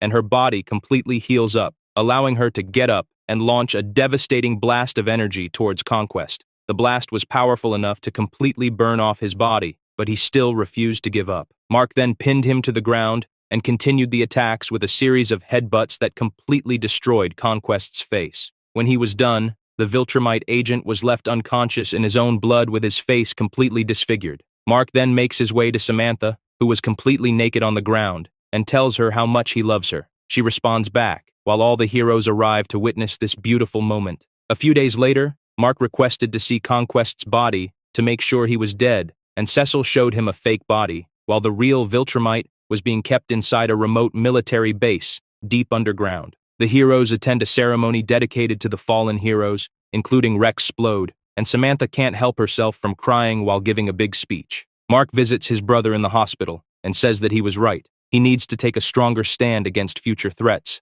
and vows he won't hesitate to kill next time.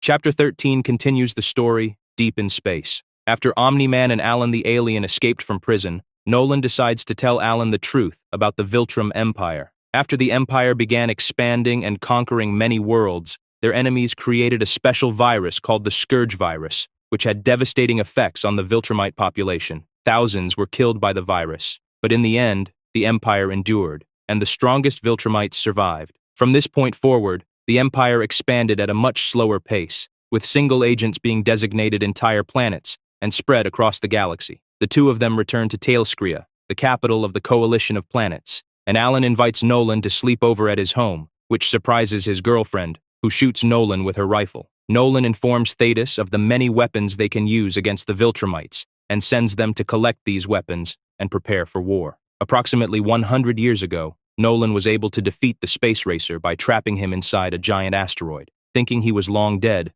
they returned to collect his weapon that can kill Viltrumites. But the racer was still alive after all this time and recovers. He wanted to kill Nolan for trapping him inside the asteroid all this time, but Alan convinced him to join them in their fight against the Viltrumite Empire. The three of them return to Talescria and report back, while Thetis asks them to continue their mission and gather more weapons to use against the Viltrume Empire. Next, they visit a planet that was full of Ragnar creatures, powerful beasts that can easily kill and eat Viltrumites. The encounter didn't go as planned, and the two of them barely made it out alive. The next stop was on a planet where a great warrior called Battle Beast lived. This warrior was invulnerable and immortal, and the planet's protector, but he left a long time ago, searching for conflict worthy of his unique abilities. Back on Talescria, Thetis shows Nolan the Scourge virus and tells him that he was the one who created it and used it against his own people. Back on Earth, Invincible was fighting a new villain called Dinosaurus, who wanted to cause massive devastation worldwide,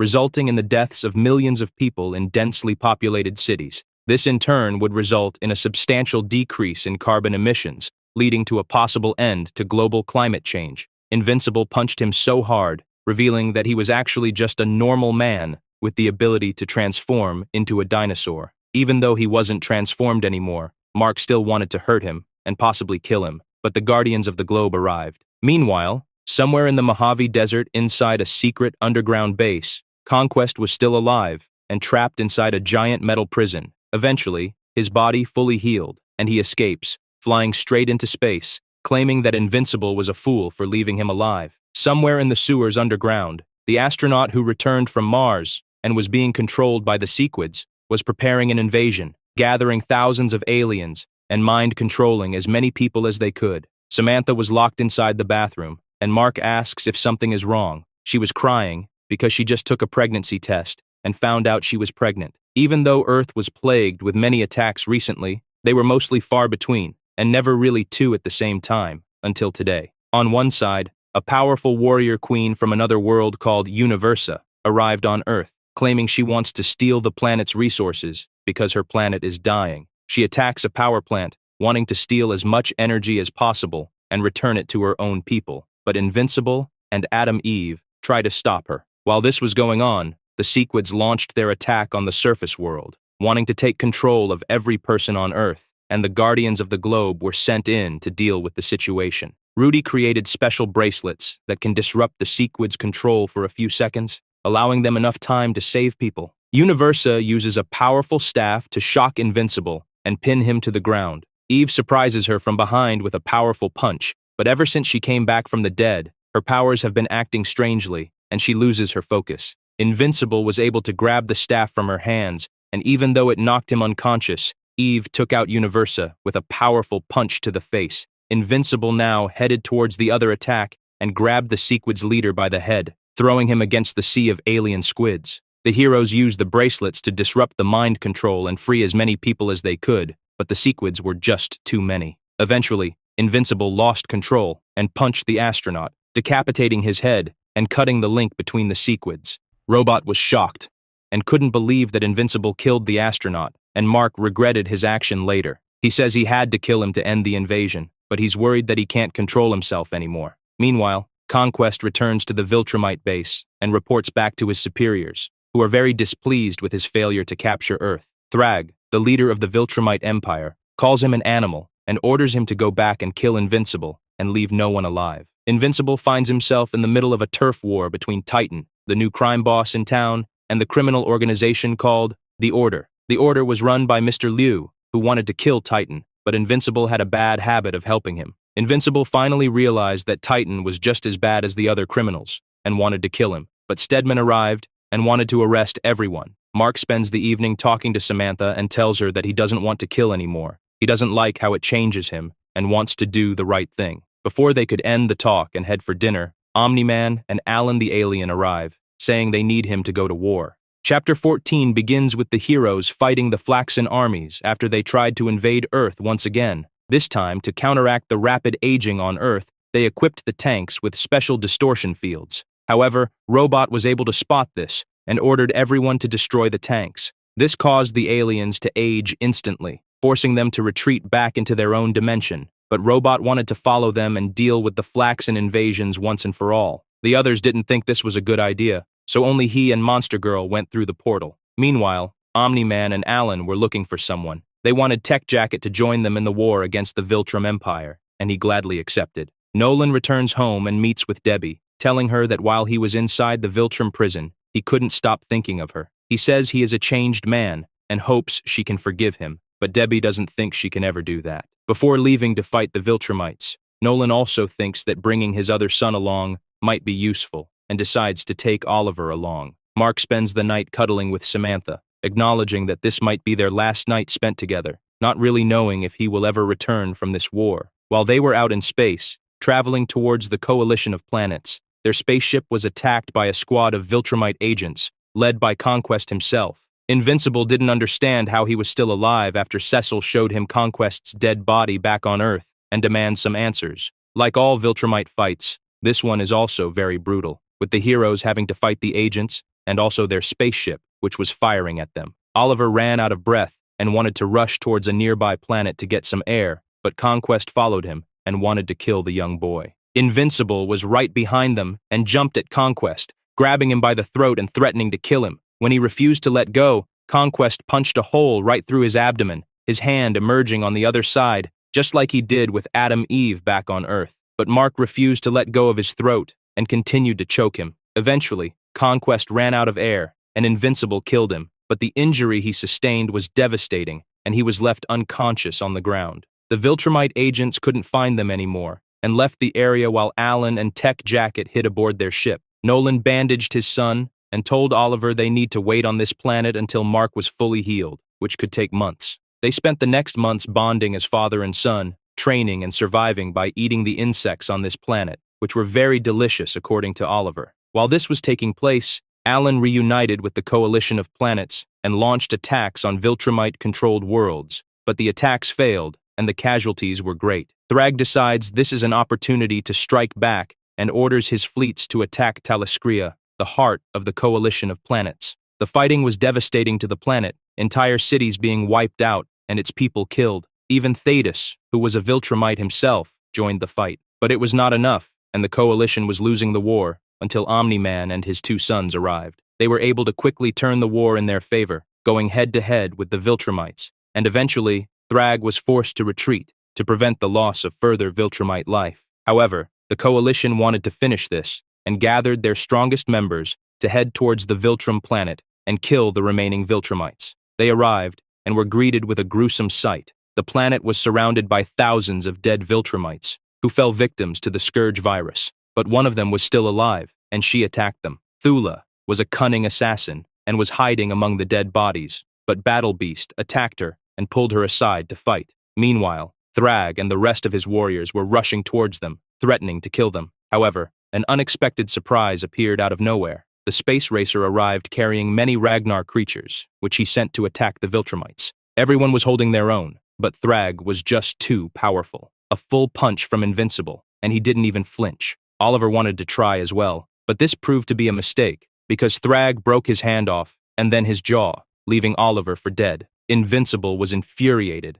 going all out on Thrag, claiming he killed Conquest, and now he was going to kill him as well. But the fight was evenly matched, with no clear winner in sight. That's when Thetis got an idea. He asked Omni-Man and his son to follow him and fly towards the core of the planet at maximum speed. They entered the planet's core and emerged on the other side, causing a big disaster and the entire Viltrum planet to explode. The explosion was devastating and caused everyone to scatter, and Thrag was visibly affected by this. Thetis asked him to surrender, saying he doesn't have an empire anymore. His armies were decimated, and his planet was destroyed. But this infuriated Thrag, who launched himself at Thetis, grabbing his head and removing it from his body. He then held it in his hand, claiming the rest of them were next. He went all out, dealing first with Omni-Man, while Invincible was still mourning his brother's death. He dealt with Battle Beast in an instant, discarding him like he was nothing. Alan was fighting off the other Viltrumites, but losing badly. Space Racer jumped to his rescue and saved him and Tech Jacket,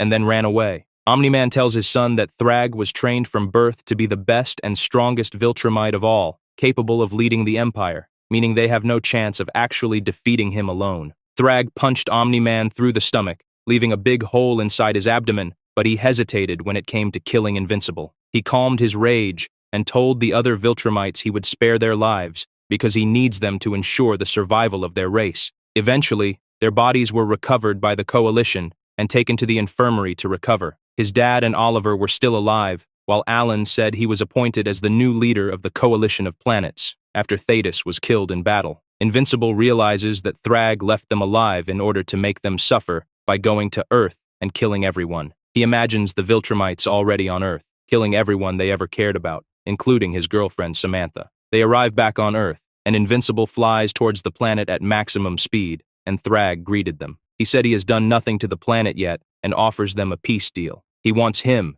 and the other Viltrumites to live among the people on Earth and build lives here. He wants his people to mate with the Earth females and create offspring, thus ensuring the survival of the Viltrumite people. If they refuse his offer, he would kill everyone on this planet. Nolan and his son accept the peace offer, and Thrag leaves, saying they will never see each other again. Mark returns home and goes to see Samantha, who has gotten a little fatter while he was away, but he says he likes the new look. Nolan meets with his wife and tells her how sorry he is for putting her through this, and claims he will never lie to her ever again. After dealing with the Viltrumite threat, at least for now, Invincible goes back to leading a normal superhero life, fighting villains and putting them behind bars where they belong. However, while he was gone, Samantha and his mother have become close friends, and Mark has a hard time getting used to it. Meanwhile, at Stronghold Penitentiary, the human form of Dinosaurus, a former villain that tried to cause massive destruction, figures out how to transform into his dinosaur form, and escapes the prison. After the last attack on the planet from Livy Angstrom and his invincible variants, the immortal decided to quit the superhero life and become a full-time dad. He and Duplicate had 2 children, and Mark and Samantha are invited over for dinner. Seeing how cute the babies are causes Samantha to get emotional, and she starts crying. Mark tries to console her and asks what's wrong, and that's when she came clean. Before Mark left with his dad to fight the Viltrumites, she got pregnant, and during the 9 months he was away, she had an abortion. She said she wasn't ready to be a mother and couldn't bear to raise children alone, not knowing if Mark would ever return. When they return home, Mark's parents tell them that they decided to reconcile and give their marriage another shot. They want to leave Earth for a while and visit Oliver on Talescria, the homeworld of the coalition of planets. The next day, Mark visits his friend William and is shocked to find out he was gay and living together with their common friend from the university, Rick. After escaping from prison, Dinosaurus went right back to living a criminal life and attacks Las Vegas. He tells Invincible that he plans to completely destroy the city because he considers it a drain on natural resources of epic proportions,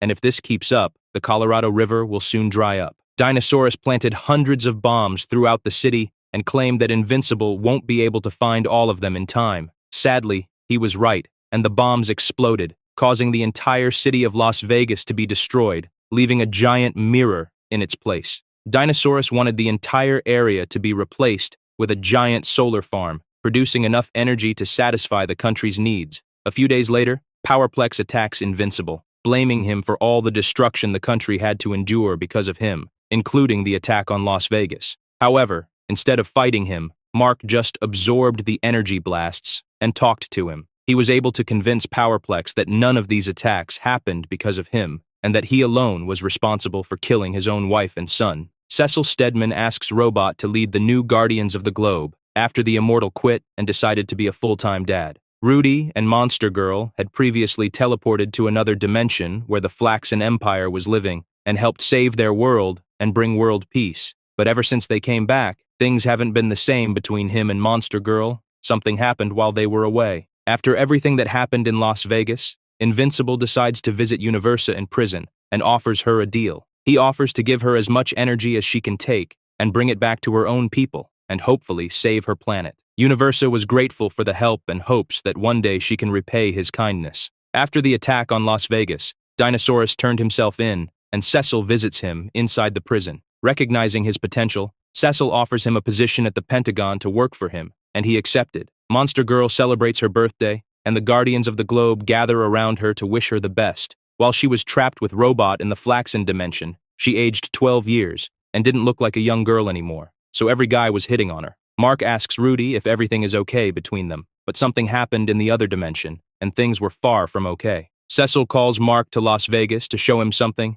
Dinosaurus invented a double-sided solar panel that is able to absorb twice as much solar power from the giant mirror that was created after the city was destroyed. Even though what he did was terrible, the aftermath had very positive effects, and the solar panel array will provide cheap, clean energy for nearly half of the citizens in this country. Invincible realized that sometimes sacrifices have to be made for the greater good and visits Dinosaurus inside the Pentagon. He offers him a deal to work together and change the world for the better, but maybe without killing so many people in the process. Mark helps Dinosaurus escape and goes directly to his secret hideout, where they prepare to save the world together. Chapter 16 continues the story in space, with Omni-Man and his wife traveling to Talescria to meet their son Oliver, but the two of them couldn't keep their hands off each other, even though it was very hard to get some privacy. After being nearly killed by Thrag, Oliver recovered and grew up quite a bit. He wasn't just a little kid anymore. He loved living on Talescria and lived together with Alan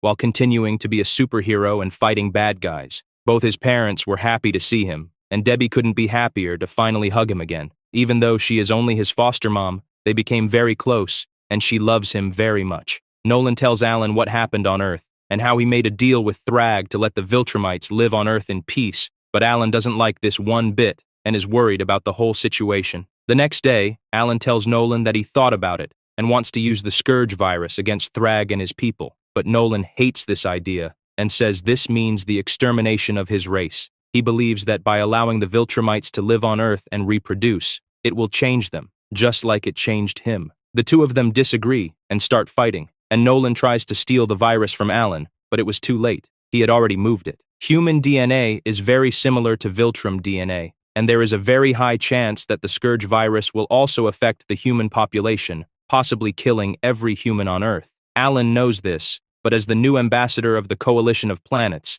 he is willing to take the risk for the good of the galaxy. Oliver tries to help his father, but he soon realizes that what Alan is suggesting makes sense, and he didn't like humans that much anyway. Alan's guards try to arrest him, but Nolan manages to escape and fly down to Telescria to explain everything to his wife, moments before he was arrested. Meanwhile, back on Earth, Invincible was now working with Dinosaurus, and they joined forces to take down a powerful villain named Omnipotus. This enemy came from another dimension and wants to drain this world of all energy. He quickly incapacitates all of the heroes, but Dinosaurus was able to bite his head off, which caused his body to explode and kill him. When they recovered, the Guardians of the Globe wanted to arrest the two of them, because Dinosaurus was still a wanted man after what he did in Las Vegas, but Invincible flew away and helped him escape. Mark returns home and explains what happened to Samantha, but she doesn't believe it's a good idea to work together with a wanted criminal. Cecil intervenes, but not to arrest Mark. Instead, he informs him that Alan the alien is in Earth's orbit again. When Alan and Oliver finally arrived in Earth's orbit,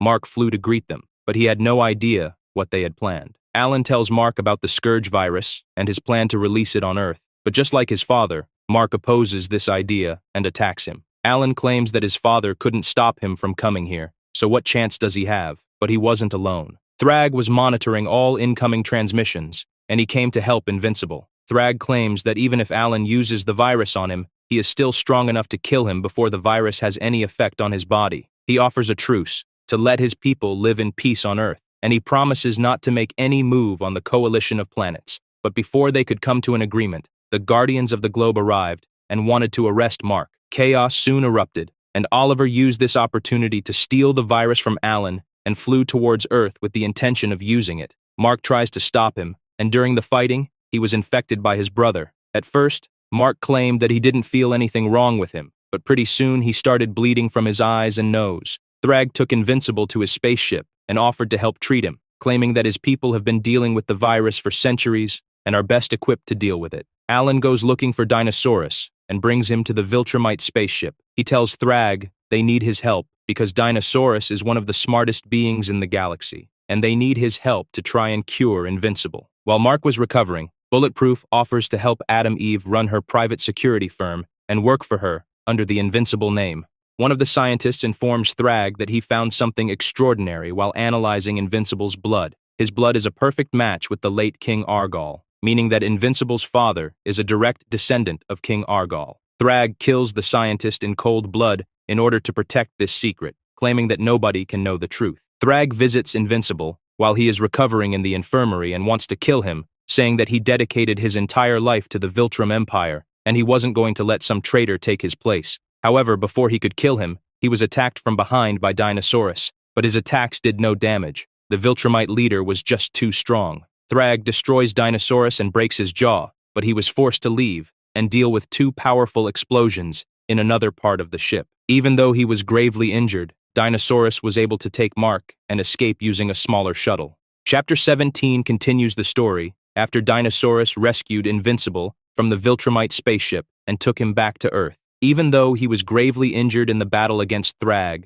every time he changes back to his human form, the dinosaur form is healed completely. Adam Eve visits the spaceship, and Thrag tells her that Invincible was kidnapped by Dinosaurus. Believing that something bad might happen to him, Eve asks Alan the alien, Oliver, and even Bulletproof for help to retrieve him. All of them storm the hideout, not knowing that the two of them were working together, and Dinosaurus actually saved Mark's life. Alan and Oliver jump Dinosaurus together, but he is incredibly strong, and it isn't easy. Mark tells them to stop, but they refuse to listen, so he tries to punch Alan. However, the effects of the virus were beginning to show themselves, and he completely broke his hand in the process. Mark is taken to the Pentagon, and his hand is bandaged by doctors, while Cecil says that he is to blame for anything bad that Dinosaurus does from this moment forward. Out of nowhere, the Pentagon is attacked by a group of aliens who call themselves Squidmen. Their leader orders everyone to attack, but the Guardians of the Globe quickly intervene. The Squidmen are quickly outmatched, having to deal with Bulletproof, Invincible's replacement, Yeti, and even Monster Girl, who knocks out the leader with one punch. However, after the threat is dealt with, Monster Girl destroys one of Rudy's robots, prompting everyone to question what the hell happened between the two of them while they were trapped in the Flaxen dimension. After the last invasion, Robot wanted to go to their own dimension and prevent the Flaxen Empire from attacking Earth ever again, but only Monster Girl followed him. After arriving on their homeworld, they are quickly outnumbered and forced to surrender. They are taken prisoners, and the Flaxens perform tests on them, while Robot tries to learn their language and find a way to return home. During their time spent inside the prison, they become friends with other prisoners, who tell them that their leader organizes fights to the death between champions. Monster Girl is chosen as his champion because of how strong she is. Since being in this dimension, none of them have aged one day. Time passes very slowly in this dimension. After 20 years spent in this world,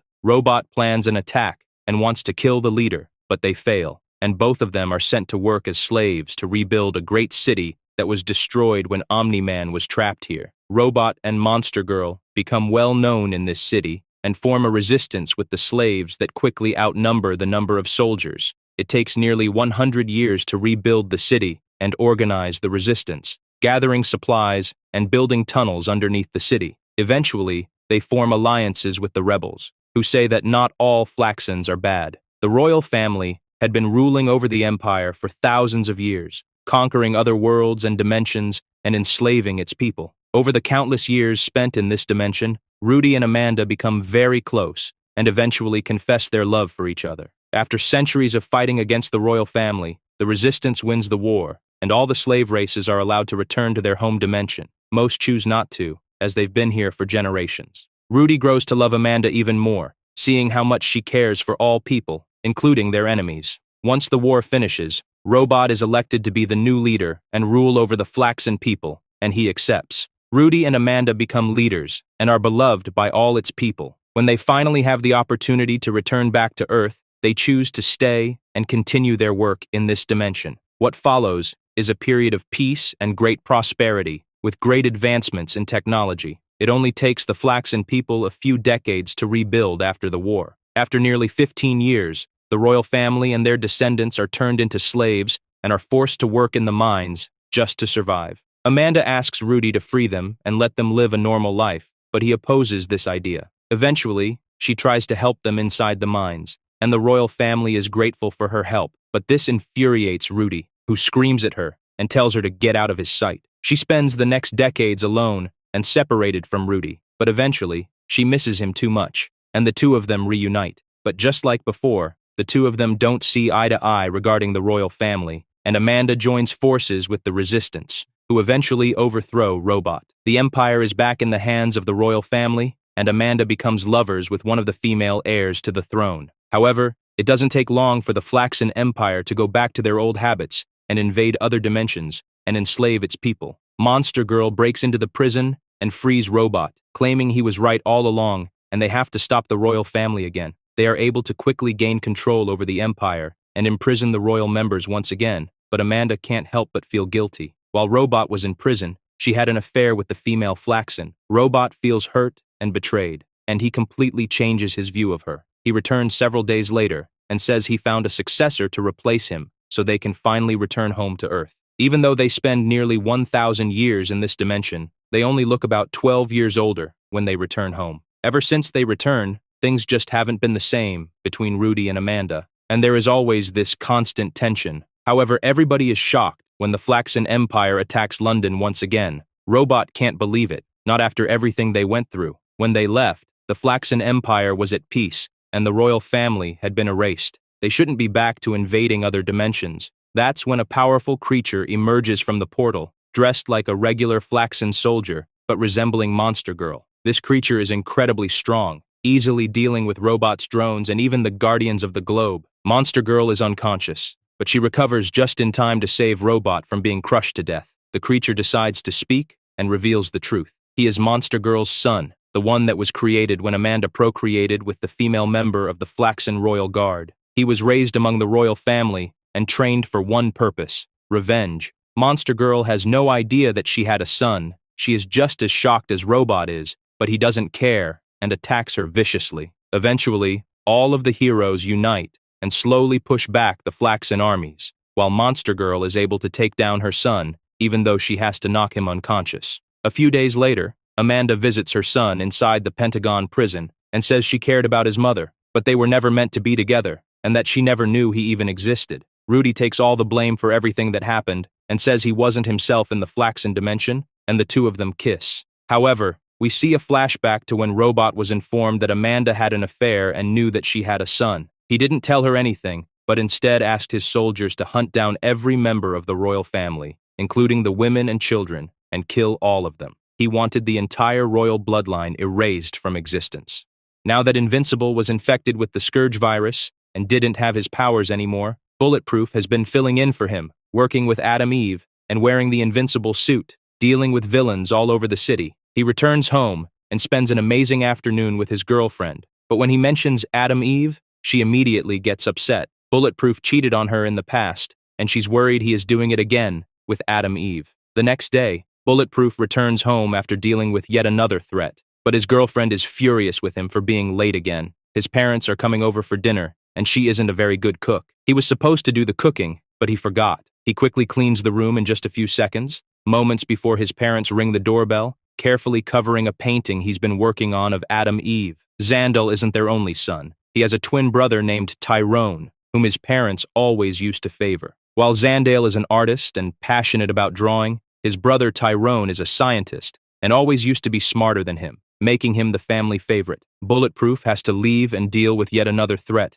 lying to his parents and telling them he has to deal with something at the art gallery. He returns several hours later with a broken arm, talking about how he lied to his parents and how happy he is that they are gone, not having to explain a broken arm to them. But his parents were still in the apartment and heard everything. They confront Xandal, and he is forced to tell the truth. Ever since they were little kids, Tyrone was always the family favorite, being extremely smart and focused on school, while Xandal focused more on arts and later hooking up with girls. Tyrone quickly became the leading geneticist in his field, getting military contracts and doing really well for himself. However, he was fascinated with superheroes and villains, trying to determine the source of their powers and trying to recreate them. One night, he asked his brother over and drugged him. He found a way to get powers and wanted to use Xandal as a guinea pig. He strapped him to a machine and powered it on, but something went terribly wrong. While it succeeded in giving Xandal powers, Tyrone was killed in the process, and his remains were completely destroyed. Xandal couldn't bear to tell his parents the truth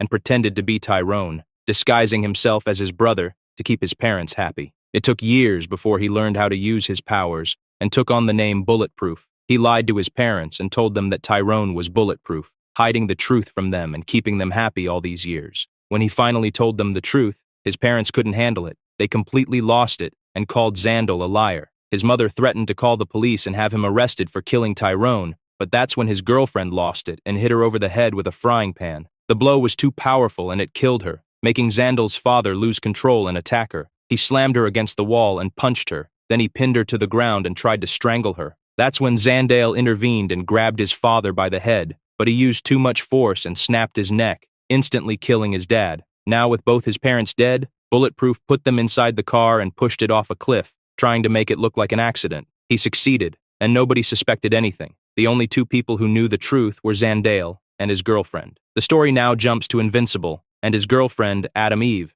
who flew him to a comic book convention since he didn't have powers anymore. Back on Talescria, Alan the alien returns and informs Omni-Man that he didn't release the virus on Earth and his son is okay, and then releases him from prison. Omni-Man visits his wife, and Oliver arrives to apologize for what he did to his brother, but his father doesn't hold it against him, saying he is proud he actually fights for his beliefs. Nolan and Debbie then prepare for a long trip back to Earth, saying they are going to spend most of the time inside their room, much to the horror of the crew on board. Back on Earth, Mark and Samantha are alone in their room and preparing for a wild night together, but Mark is hesitant because he still didn't have his powers. Luckily, it didn't take long for his powers to come back, and what better moment than pleasuring his girlfriend. The next day, Invincible meets with Bulletproof and says he can keep the old costume while he uses the blue suit. Since he didn't have his powers for many weeks, he visits Dinosaurus and wonders what he's been up to all this time. Dinosaurus was working on his next master plan, preparing a devastating attack on Los Angeles,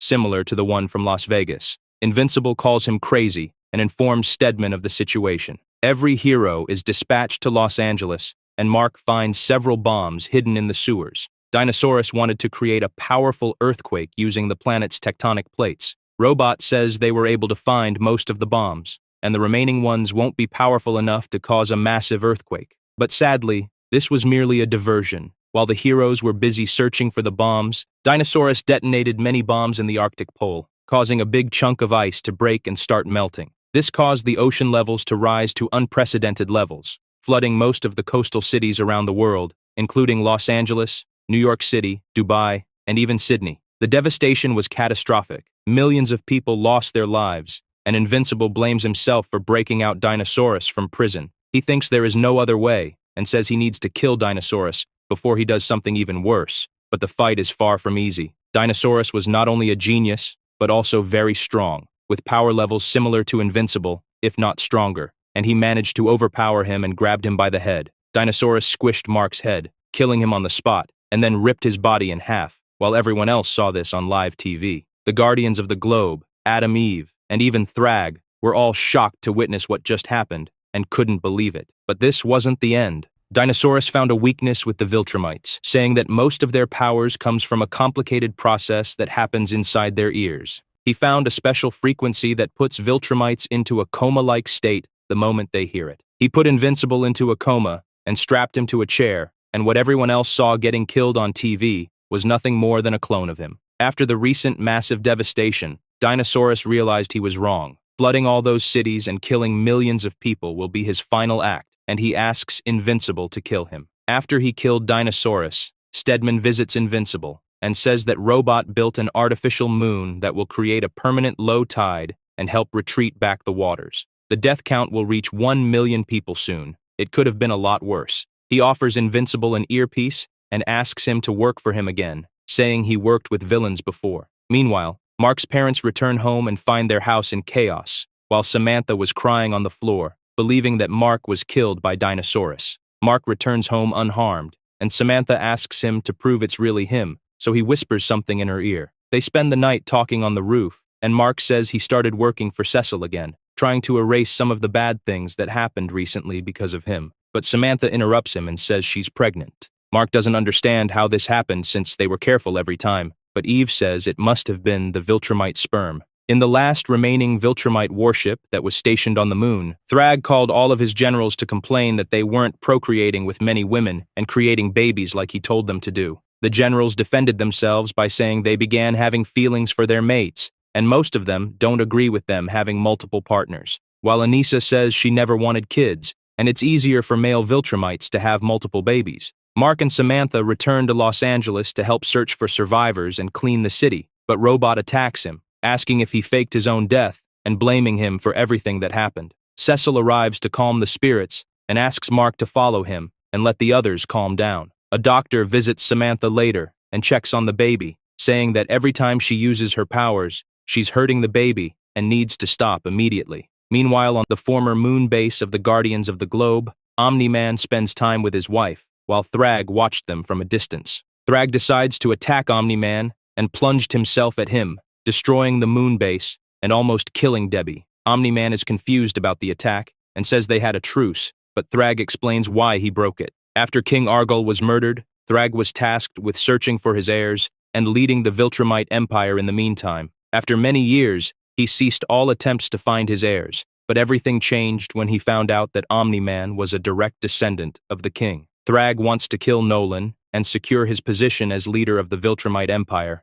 but Nolan doesn't care about being king and just wants to live in peace. The fighting, however, continues, and Thrag goes all out trying to kill Nolan and hopefully secure his position as supreme leader. But before he could land the final blow, his generals stop him, giving Nolan a moment to recover. The other Viltrumites realize that Nolan is the heir of Argol and that Thrag tried to kill him, so they attack him. They sentence Thrag to death, but Nolan pleaded with them to let him live. The Viltrumites bow in front of Nolan and recognize him as the true heir of their late King Argol, and after a short ceremony, he was appointed as the new leader of the Viltrum race. Chapter 19 begins with Livy Angstrom going back to his normal life, believing that Invincible was now dead after Dinosaurus killed him. He reads the morning paper and is shocked to learn that Invincible is still alive and fighting bad guys. Robot was also watching the news, which was praising Invincible for stopping Dinosaurus, but he knows the real truth and blames Invincible for everything that happened. Mark asks Samantha to marry him, but since he didn't have a ring, she created one using her powers. However, she forgot that she wasn't supposed to use her powers anymore because it hurts the baby. The nurse warns them that if she uses her powers one more time, it might kill the baby. Since she doesn't have a choice, Samantha uses her car and one day returns home. But Angstrom was waiting inside and ambushes her, claiming he was expecting to catch Mark's mother and not her. Invincible returns home and is shocked to find Angstrom inside with Eve. But before he could do anything, the mad scientist teleports him away to an abandoned dimension. Mark was teleported to the same dimension that Angstrom used to discard his evil variants, and he finds one of them eating the corpse of another variant. This variant claims they were abandoned here with no food, and he was forced to kill the other Invincibles and eat them to survive. He wants to eat Mark too, claiming his meat is still fresh and tastes a lot better, but Mark defended himself. Meanwhile, back on Earth, Angstrom realizes that Samantha has powers and is pregnant, but she can't use them to save herself. They start talking, and he blames what happened to him on Invincible, but Eve claims he did it to himself. Probably because he was transferring the minds of all his other variants, his memories got twisted around, and he remembers things differently. Eve asks Angstrom if he ever stopped to consider what he could have accomplished, if he used his powers and intellect towards a greater cause other than revenge. Meanwhile, Mark was fighting off the cannibal version of himself, but he wasn't alone. Another variant was also alive, and he came to help Mark. Together, they were able to take down the cannibal and kill him. Out of nowhere, another portal opened, and the two Invincibles used it to go back to Earth. Adam Eve asked Mark not to attack Angstrom, but the other variant didn't care. Angstrom claimed he had a plan to make the world a better place before the accident, and says he is sorry for spending all this time trying to kill Mark. He vows he is a changed man, and offers to send back the other variant into his own dimension. But just before leaving, the evil variant grabs Angstrom, and they disappear together. Mark wanted to follow him, but it was too late. They were both gone to God knows where. Back on the Viltrumite warship, Omni-Man, who was now the new leader of the Viltrume race, decides to release Thrag, and says he will work to change the Viltrume race, hopefully helping them to become a better people and forget about the old ways. He wants Thrag to live and witness all the great things his people will be able to achieve under his new leadership. Amanda and Rudy go on a date, but even though they had a lovely evening, something was bothering Rudy. He confesses that things haven't been the same ever since they came back from the Flaxen dimension. He ruled over an entire world, and the people worshipped him. He was somebody important, while on Earth he is nobody. Somewhere deep in space, Battle Beast was fighting a race of aliens that were enslaving its own people. He enjoys fighting and good competition, but these aliens were no match for him. One of the female aliens is highly impressed with Battle Beast and asks to leave the planet with him. Beast agrees to take her and tells the space racer that he is ready to go to Telescria and meet Alan the alien. Back on the moon station, Mark and Samantha have dinner with his parents, and Mark claims he can kick his father's butt now. Nolan asks him to prove it, and the father and son have a friendly arm wrestling competition. Even though Mark put up a good fight, his father won the arm wrestle and completely destroyed the table that his wife loved very much. Battle Beast finally arrives in Telescria and meets with Alan, who tells him he wants him to hunt down and kill Thrag. Back on Earth, another villain named Volcanica that lives deep underground gave Doc Seismic special powers, turning him into one of her creatures. Together, they launched an attack on the surface world, but the heroes gathered to confront the creatures. The fight quickly turned in their favor when Anissa joined the fight, taking out a giant monster all by herself. She then talked with Invincible and said she was watching him, and then out of nowhere, she kissed him. When Mark resisted, she said that she likes it better that way. Mark returns home pissed about the kiss from Anissa, but doesn't want to talk to Eve about it. After his evil variant grabbed Levi Angstrom and disappeared into another dimension, Mark asked Robot to find a way to go after them, but Eve doesn't approve of this, and they have a big fight over it. Eventually, Invincible and Robot travel to the other dimension, where the Viltrume Empire was successful at taking over Earth, and many Viltrumite warships were camped in space. Conquest greets them and asks them to follow him to the Pentagon because someone wants to see them. Invincible from this dimension was the leader of the Viltrume Empire, and he was happy to see Mark. He was keeping Angstrom inside the basement connected to a machine while trying to replicate his powers. His variant wants to travel to other dimensions and expand his empire by conquering even more worlds. After hearing about these plans, Robot used a sonic pulse to temporarily incapacitate the two Viltrumites and then kills the evil variant by placing a bomb inside his mouth. He then uses his knife to decapitate Levi Angstrom and kill him once and for all. Robot was a changed man, ever since he was trapped inside the Flaxen world and ruled that world for nearly 1,000 years. He has big plans for Earth and doesn't want Invincible to get in the way, but instead of killing him, he chose to leave him trapped inside this dimension while he returns home alone. After being left stranded, Mark had only seconds to think of a plan. How would he explain the decapitated people and the dead Viltrumite leader on the floor? Chapter 20 continues the story right after Robot killed Livy Angstrom and left Invincible stranded in another dimension.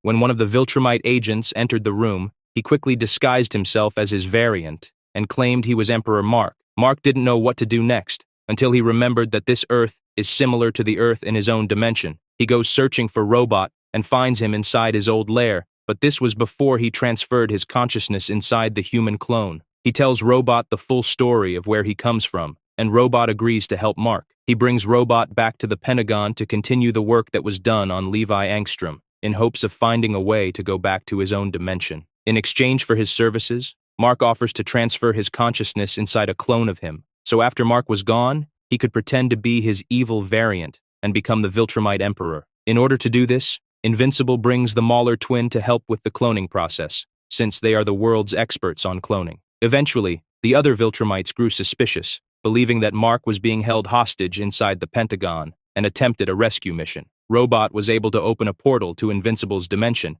and he used it to go back home, while Robot transferred his consciousness inside the clone and pretended to be Emperor Mark. Mark returns home and finds Samantha living on the couch, but she wasn't happy to see him. She was very mad at him. Mark was trapped for 6 months inside the other dimension, and she blamed him for agreeing to even go there. She tells Mark she doesn't want to see him again and shouts at him to get out. Mark agrees to leave her alone and leaves the home, but someone unexpected was waiting for him. Anissa asks Mark what happened to him and where he was all this time. He ignores her, saying he doesn't have time to talk to her, but Anissa doesn't want to let him go and follows him. She attacks him and begs him to fight back. She likes it a lot when he fights back. She was able to overpower him and pin him to the ground, immediately getting on top of him so he doesn't escape. Anissa had a thing for Mark for some time now, and she wanted to mate with him, whether he wanted this or not. This is perfectly normal for a Viltrumite, choosing to mate with someone, even by force. At the end, she tells Mark to man up because it might take a few tries, claiming she will come back another time. After this traumatic event, Mark flew directly to the Pentagon to meet with Cecil Stedman and tell him what Robot did. As far as he saw, Robot showed no signs of turning evil. Robot appears and incapacitates Mark once again using the same sonic pulse he used before, and then attacks Cecil by slicing his throat. He then steps on his head, killing him on the spot, and even though Mark tried to help, all he could do is just kill one of his drones. Robot knows that Invincible is going to be his main problem and goes after Adam Eve next. Mark arrives home just in time to confront him, but the sonic pulse was just too much, and he couldn't focus on the fight. Robot grabs Eve by the leg as she tries to escape and then breaks her leg right off. Even though she wasn't allowed to use her powers because she might kill the baby, she was forced to do it and destroyed Robot's head. However, his body was still functioning, and he threw a bomb towards them that destroyed the entire house. Mark and Samantha survived the explosion and managed to escape by flying high into the air. Mark flew directly to the Viltrumite warship that was stationed on the moon and asked his father for help. Now that the cat was out of the bag, it was time for Robot to make his move. He wanted full control of the government agencies, but in order to do this, he needs to eliminate everyone that can and would oppose him. After Cecil Stedman, Shapesmith was the next to be eliminated, claiming he was sorry for doing this. Black Samson had no idea that Robot was coming to kill him when he greeted him over at the barbershop. The Guardians of the Globe were taken off guard and eliminated one by one. The Immortal and his wife Duplicate barely escaped the attack, and A.D. Sinclair was ordered to work for Robot and create more drones for his armies. Nobody would stand in his way, not even Monster Girl. Robot gives her one last kiss, and then orders his drones to take her body and throw her out the airlock, leaving her for dead in the cold embrace of space. However, Anissa saved her in the last moment, grabbing her hand and taking her inside the Viltrumite warship. Meanwhile, Adam Eve was forced to give birth, and the nurse brings the baby to meet his father. Mark was overwhelmed with emotions and asks about his girlfriend, but the nurse tells him she is going to be okay. He brings the baby girl to Samantha, who couldn't wait to hold her, but Mark was far from okay. He blames himself for everything. Omni-Man and the others confront Robot on the surface of the moon, and he tells them he doesn't want to fight. If they choose to oppose him, they would eventually win without a doubt, but not without massive casualties. The Viltrumites' ultimate goal is to create offspring and multiply their race. A war against him would greatly diminish their numbers, and he doesn't want to do this. As the leader of the Viltrume race, Nolan has to think about the survival of his people, and he agrees not to confront him and let him do his thing. Invincible greatly opposes the idea of doing nothing and takes things into his own hands, but this time with Adam Eve's approval. The Guardians of the Globe members that survived the initial attack organized a secret meeting to discuss their plan of attack, but Bulletproof betrayed them and sided with Robot, telling him the location of the meeting. The drones arrested all of them, ensuring that there was nobody left to challenge him. Mark flew down to Earth and tried to stop Robot, but the drones were just too many, and he couldn't fight off the sonic blast. Robot claims that in just 6 hours he was able to take full control over 100 law enforcement agencies worldwide, already preventing 9,000 deaths and arresting Titan, killing Mantis, the Mauler twins, and other criminals. The world is already starting to change thanks to him. Mark gives up and returns to see Samantha, claiming that he was watching the news and everyone is claiming the world is changing for the better. Maybe the world is a lot safer with Robot in charge. After being tasked by Alan the alien with hunting down and killing Thrag, Battle Beast was waiting in his spaceship, waiting for information on his location. Space Racer informs him that Thrag was on the planet that they were orbiting, and he rushed immediately to hunt him down. He was hiding on the planet Thraxa, the same planet where Oliver was born. But Thrag wasn't afraid of Battle Beast, and claims that he defeated him before, quite easily if he recalls. Thrag admits that Battle Beast is incredibly powerful, and thinks he would make a great ally. But even though Beast craves battle above all else, he still has honor and vows to kill the exiled Viltrumite. However, before the fight could even begin, Beast's girlfriend released a horde of Ragnar creatures to attack and kill Thrag. He was furious that someone dared to interrupt his glorious battle and helped to kill the beasts. Thrag was severely injured in the fight and called Beast a fool for helping him. Beast was a formidable and honorable warrior and couldn't bear the thought of fighting an injured Thrag, so he took his giant blade and stabbed himself in the abdomen, trying to level the playing field. The two warriors jumped at each other's throats, knowing very well that when this is over, only one of them will be left standing. Battle Beast bit Thrag on the head and took out his eye, but Thrag said he fights for the survival of his race, and he won't lose this fight. He came to the planet Thraxa to mate with the females here, hoping that their rapid aging will help them grow a lot faster compared to normal humans, and he would be able to create an army of half-breed Viltrumites. Back on Earth, the surviving heroes attended the funerals of everyone that was killed by Robot when he took over the government, including Cecil Stedman, and Mark couldn't believe that Rex had the nerve to show up and sit next to Eve after he broke off her leg. Mark tried to convince his father, but Nolan refused to make a move against Robot. He talks to Samantha, and they both agree that they can't live here anymore if Robot will be running things from now on, so they decide to leave Earth and move to Telescria. After saying goodbye to their friends like William, Rick, and even the Immortal and his wife Duplicate, Mark takes his wife and their baby girl Tara on a long journey to their new home. They arrive on a strange new world much different than Earth, with flying spaceships everywhere and robots patrolling the streets. They are greeted by Alan the alien, who wants to say hello to their daughter, but he got punched in the eye and started screaming in pain. Oliver also comes to say hello. He has grown quite a bit and has a girlfriend named Haluma. She brought lots of food and offers to cook dinner, but Samantha doesn't like too much the alien food, even though Mark and his brother absolutely love it. The next day, Samantha tries to get close to Mark and get intimate with him, but he couldn't stand to be touched by her. Eventually, he comes clean and tells her what happened. He tells that Anissa forced herself on him, but he also blames himself for not resisting more. Maybe some part of him enjoyed it and wanted it to happen. Eve says it's not his fault, and he shouldn't blame himself, but he couldn't stand to be touched by her. Meanwhile, the battle between Battle Beast and Thrag continued, with no clear winner in sight. Space Racer was monitoring the fight from the planet's orbit and reporting everything back to Alan. By this time, the two have been fighting for days, and they still didn't show any signs of slowing down.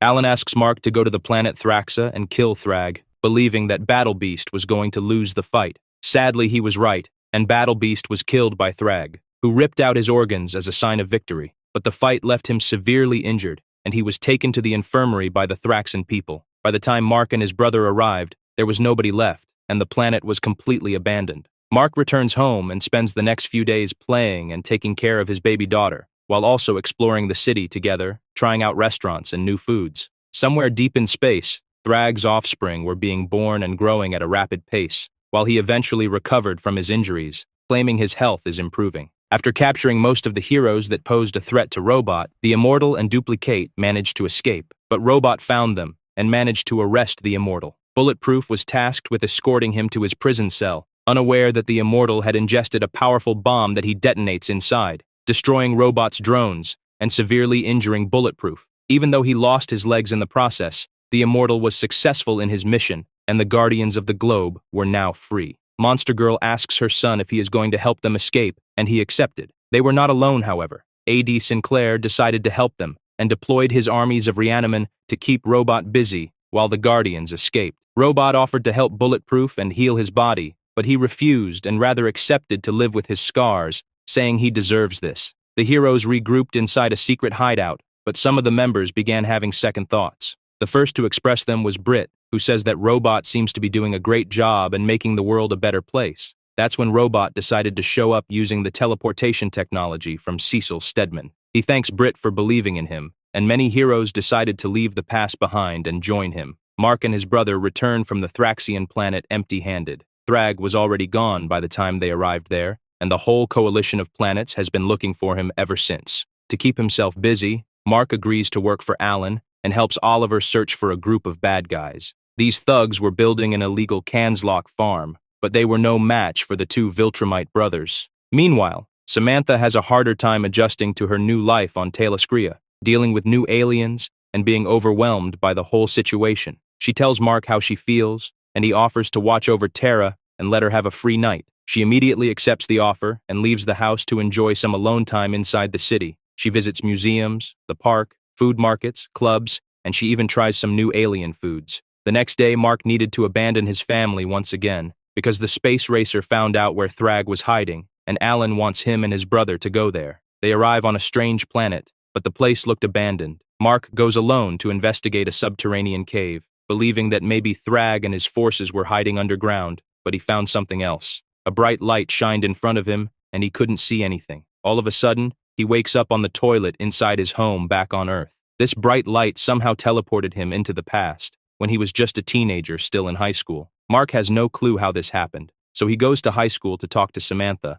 but she doesn't remember him since this was in the past. She was still together with Rex Splode, and this was the first time they ever spoke. She takes him to meet Teen Team, and he tells them everything. Robot believes him but can't explain how this happened. Mark then goes and speaks with his father, and says he knows everything about the Viltrumites and what he plans to do on Earth, but also that he won't allow it. Nolan reacted pretty much the same way he reacted the first time this happened, and threatened his son, saying he won't allow him to defy the Viltrum Empire. The two of them start fighting, but Invincible was a lot stronger now and holds his own against his dad, but they eventually crash inside the Guardians of the Globe base. Mark tells everyone to be careful around his dad because he wants to kill them, and all of them jump on him. Omni-Man was still incredibly powerful and fast, and he killed the Immortal by stabbing him through the abdomen. However, Martian Man was able to phase through his body, which made him sick, and War Woman knocked him out using her mace. Later, Nolan thanks his son for stopping him from killing the Guardians. All this time spent on Earth changed him, and if he'd gone through with his plan,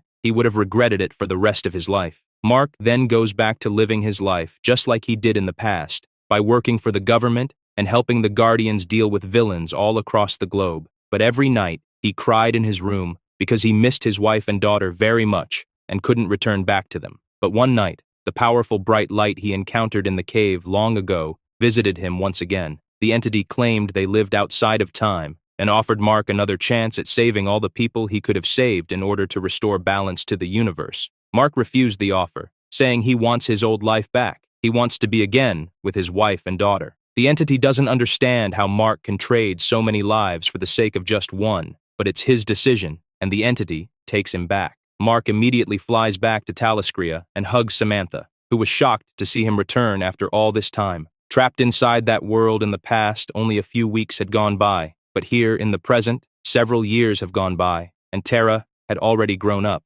Mark says he is sorry, and his daughter hugs him and says she still loves him. Samantha can't believe it was actually him. She thought he was gone forever after being gone for 5 years. They spend the night talking, and Mark tells her everything that happened and about the unknown entity that trapped him in the past. Alan the alien was happy to see Mark once again and says that Thrag is still out there, but Mark wants nothing to do with him and says he never wants to miss another moment of his daughter's life. They organize a welcoming party, and Oliver was all grown up now, and just as happy to see his brother was still alive. Mark and his family decide to leave for a few days and spend some time together on a secluded planet to try and make up for lost time. Alan recommended this planet a while back, but Eve didn't want to come here alone. She builds a home and plans to spend some quality time together here, away from everyone else. But when Mark tried to kiss Eve, she was hesitant, saying there was someone else in her life. It wasn't something serious. She was just lonely. Meanwhile, back on Telescria, Oliver sneaks in the middle of the night to talk to someone on the computer. He was secretly talking to Thrag and feeding him information about the status of the coalition of planets. While Mark was away, Thrag was able to restore the Viltrumite population, and he began his counter-strike by attacking one of the planets inside the coalition. His new Thraxian children have grown quite a bit and have become stronger, powerful enough to attack entire planets and conquer them in the name of their father. Back on the planet, Invincible and his family were having a good time enjoying each other's company when out of nowhere, Onan, one of Thrag's children, attacked Terra trying to hurt her. Mark reacted immediately and smacked Onan over the head while Eve took their daughter away. But Ursal, who was Onan's sister, was right behind her and broke off Eve's prosthetic leg, which prompted Terra to ask her mother if she is a robot. Eve throws Terra over to Mark and tells him to fly away and take her to safety while she stays behind to fight Ursal. Mark managed to gain some speed, but he couldn't go too fast because his daughter couldn't handle it, and eventually, Onan caught them from behind. He attacks Mark, prompting him to drop Terra and leaving her to freefall to her death. But just moments before she hit the ground, she started levitating, and she flew for the very first time. But her joy was short-lived because Thrag showed up and grabbed her by the leg, saying that her death is going to be more painful now. Out of nowhere, Oliver appears and jumps Thrag, prompting him to release Terra and run away. But attacking Thrag was a big mistake because Oliver was instantly killed by him and left for dead in a puddle of blood. Mark reunited with Eve and threatened to kill Onan if he didn't let his daughter go, but Thrag doesn't believe that Mark would kill him, saying that humanity is his greatest weakness. But he was wrong, and Mark strangles Onan to death and then throws his body towards Thrag, distracting him long enough for Eve to get to her. But unfortunately, Ursal returns and attacks Eve from behind, breaking her jaw, saying she deserves this for killing her brother. Thrag also overpowers Mark and literally breaks his body in two, spilling his guts and organs everywhere. Thrag then asks Ursal to leave them breathing long enough for their daughter to watch them die. Just minutes after they left, Eve was able to heal herself and Mark completely. Every time Eve's body is pushed to the extreme, her body overrides her limitations, and she can rebuild organic matter, allowing her to heal both of them and even her daughter's leg, which was broken during the fight. Sadly, Oliver was already dead, and there was nothing she could have done for him. For the first time in a long time, Eve and Mark both agree that if they want to have their lives back and live peacefully, they would have to kill Thrag. Chapter 24 begins on Telescria during the funeral of Invincible's brother after he was killed by Thrag. Nolan and his wife came to attend the funeral and were heartbroken that their second son was dead. Mark blames Alan the alien for sending Oliver undercover to work for Thrag and punches him in the face. The fight continues until Samantha interferes and screams at Mark to stop immediately. She blames him for being reckless and always doing stupid things without thinking of the consequences, just like on the planet where he was sent back in time. Eventually, everyone calms down and Alan returns to his girlfriend. Mark and Eve spend the rest of the day talking, but realize that they never actually got married. The two decide to get married and invite their friends, even though it wasn't the best moment after Oliver just died, but this might be their last chance before going to fight Thrag. Meanwhile, on another planet, Ursal was mourning the death of her brother Onan and tells her father he doesn't care about them. He only cares about the glory of the Viltrume Empire. Thrag dismisses this and says he cared very deeply about her brother, even though he never showed it, and hugs his daughter. Mark asks his father to gather the remaining Viltrumites and join them in their mission to take down Thrag once and for all. Nolan was hesitant at first, but eventually agrees to talk to them and ask them to help. Before leaving for this final and dangerous mission, Mark spends the day with his wife and daughter, visiting the city, eating delicious new foods, and playing together. The coalition of planets begins their assault on Thrag by freeing planets that were taken by him and his armies of half-breed Viltrumites. They managed to capture one of them alive and release him just so they could follow him back to Thrag and his forces. In another part of the galaxy, Ursal witnesses more signs of her father's aggression and disregard for her fellow brothers and sisters and begins to question her loyalty. The coalition finally finds Thrag and begins their assault, going all out against his forces, while he claims he wasn't expecting them so soon. Thrag orders his legion of half-breeds to attack the traitors and kill them in his honor. The half-breeds were not strong at all, but they were fast, and they were many. Mark and Eve were overwhelmed by their numbers and utter disregard for their own lives. The half-breeds were recklessly attacking and dying in the process, but it was as if they didn't care and just jumped to their deaths. Ursal begs her father to stop the attack and spare her brothers and sisters, but he grabs her by the throat and says it's not her place to question him. The first wave of attacks stopped, and the coalition regrouped inside the warship, claiming that they were heading towards Earth, where they prepared an ambush for Thrag. Nolan asks his fellow Viltrumites for help in taking down Thrag, and they vowed to protect Earth and the families they managed to build here. After being informed of the whole situation, Robot set a plan into motion that involved kidnapping every Viltrumite child on Earth and taking them to a secure location inside the Pentagon. He promised not to hurt them, saying that this is for their own good to ensure their safety. Out in space, Thrag launched his offensive, leading a pack of Ragnar creatures and his armies of half-breed Viltrumites. His former generals were now his enemies, and they attacked him, but he was able to use the Ragnars to kill a bunch of them. The coalition joins the battle, and Omni-Man says he's going after Thrag and jumps him head-on. Even though Nolan struck the first punch, Thrag recovers immediately and punches him right back, but Nolan was nowhere near as strong as the former Viltrumite leader and breaks both of his hands during the confrontation. Mark tries to help his dad and jumps on Thrag, but he just throws him away and lets his children deal with him. Thrag goes right back to attacking Nolan and stabs him through the abdomen using his right arm. Nolan survives this attack and says it's going to take a lot more than that to kill him, so Thrag uses his other hand to slice his body in half. Mark watches in horror as his father is being killed, but there is nothing he can do. He is literally surrounded by half-breeds. After seeing what happened to Omni-Man, Adam Eve sprung into action and left the spaceship to save him, even though she couldn't breathe in space. Mark was able to free himself from the half-breeds and attack Thrag at full force, but even he couldn't believe it when he saw that Robot came to help him using a very powerful robot.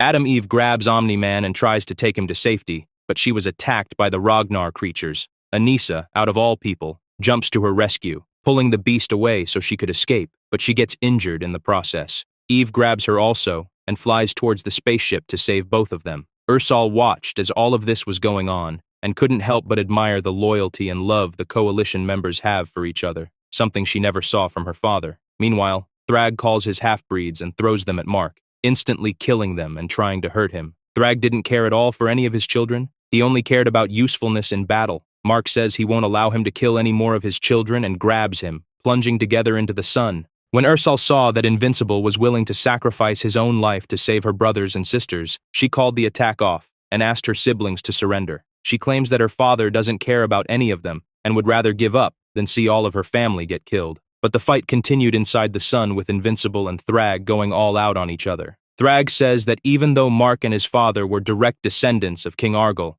they were traitors who destroyed the Viltrume homeworld, and he will never allow them to lead the Empire. He calls Mark crazy for bringing them inside the sun to fight and wants to leave. But Mark grabs him from behind and says he is willing to give his life just to kill him here. Both of them fall inside a puddle of molten lava that instantly burns them alive, melting the skin off their bodies. But the fight continued. Even though they couldn't speak anymore, Mark continued to talk in his mind, saying that even though he didn't understand why his father let him live, he understands now what he did and why that makes him such a better leader than Thrag will ever be. Robot sends one of his armors inside the sun to cover Mark's body and protect him against the fire. Mark says that even his enemy tries to protect him, while Thrag has nobody. Nobody cares about him, and nobody will come to his aid in these moments. The fight continued until there was nothing left of the suit, and Mark got on top of Thrag and bit his throat, taking a big chunk of his melted flesh. This final blow was too much even for the mighty Viltrumite leader, and he was left to die.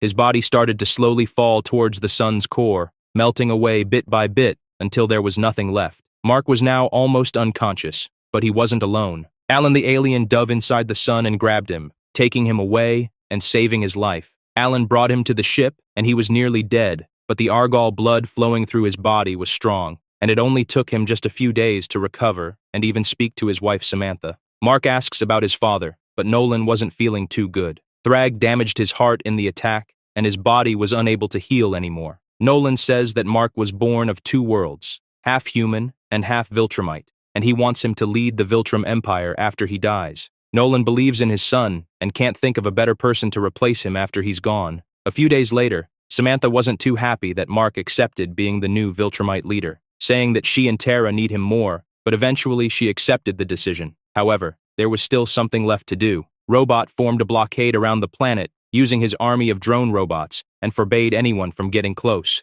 He says he took the Viltrumite kids from Earth hostage as a backup in case they try to turn his army against him. In order to keep their children safe, the Viltrumites turned on the Coalition and attacked Alan the alien, which prompted Samantha to ask Ursal for help in taking down Robot. Robot never anticipated this kind of response to his actions when all the heroes, half-breeds, and even the coalition of planets united against him. The heroes fought their way inside the Pentagon, and even Ursal helped Mark fight his way through the army of drone robots. Eventually, Monster Girl spotted the real Robot hiding inside one of his drones, and Mark grabbed him and took him away. Robot tries to reason with Mark, saying the world is a better place now because of him, and the only reason he isn't dead already is because Mark knows this is true. Mark responds by saying he finally figured out a way to keep Robot, but prevent him from controlling the world. Once the fighting was finally over, he calls the Immortal inside the Pentagon and says that while he will be away leading the Viltrume Empire, he wants him to take over Robot's place,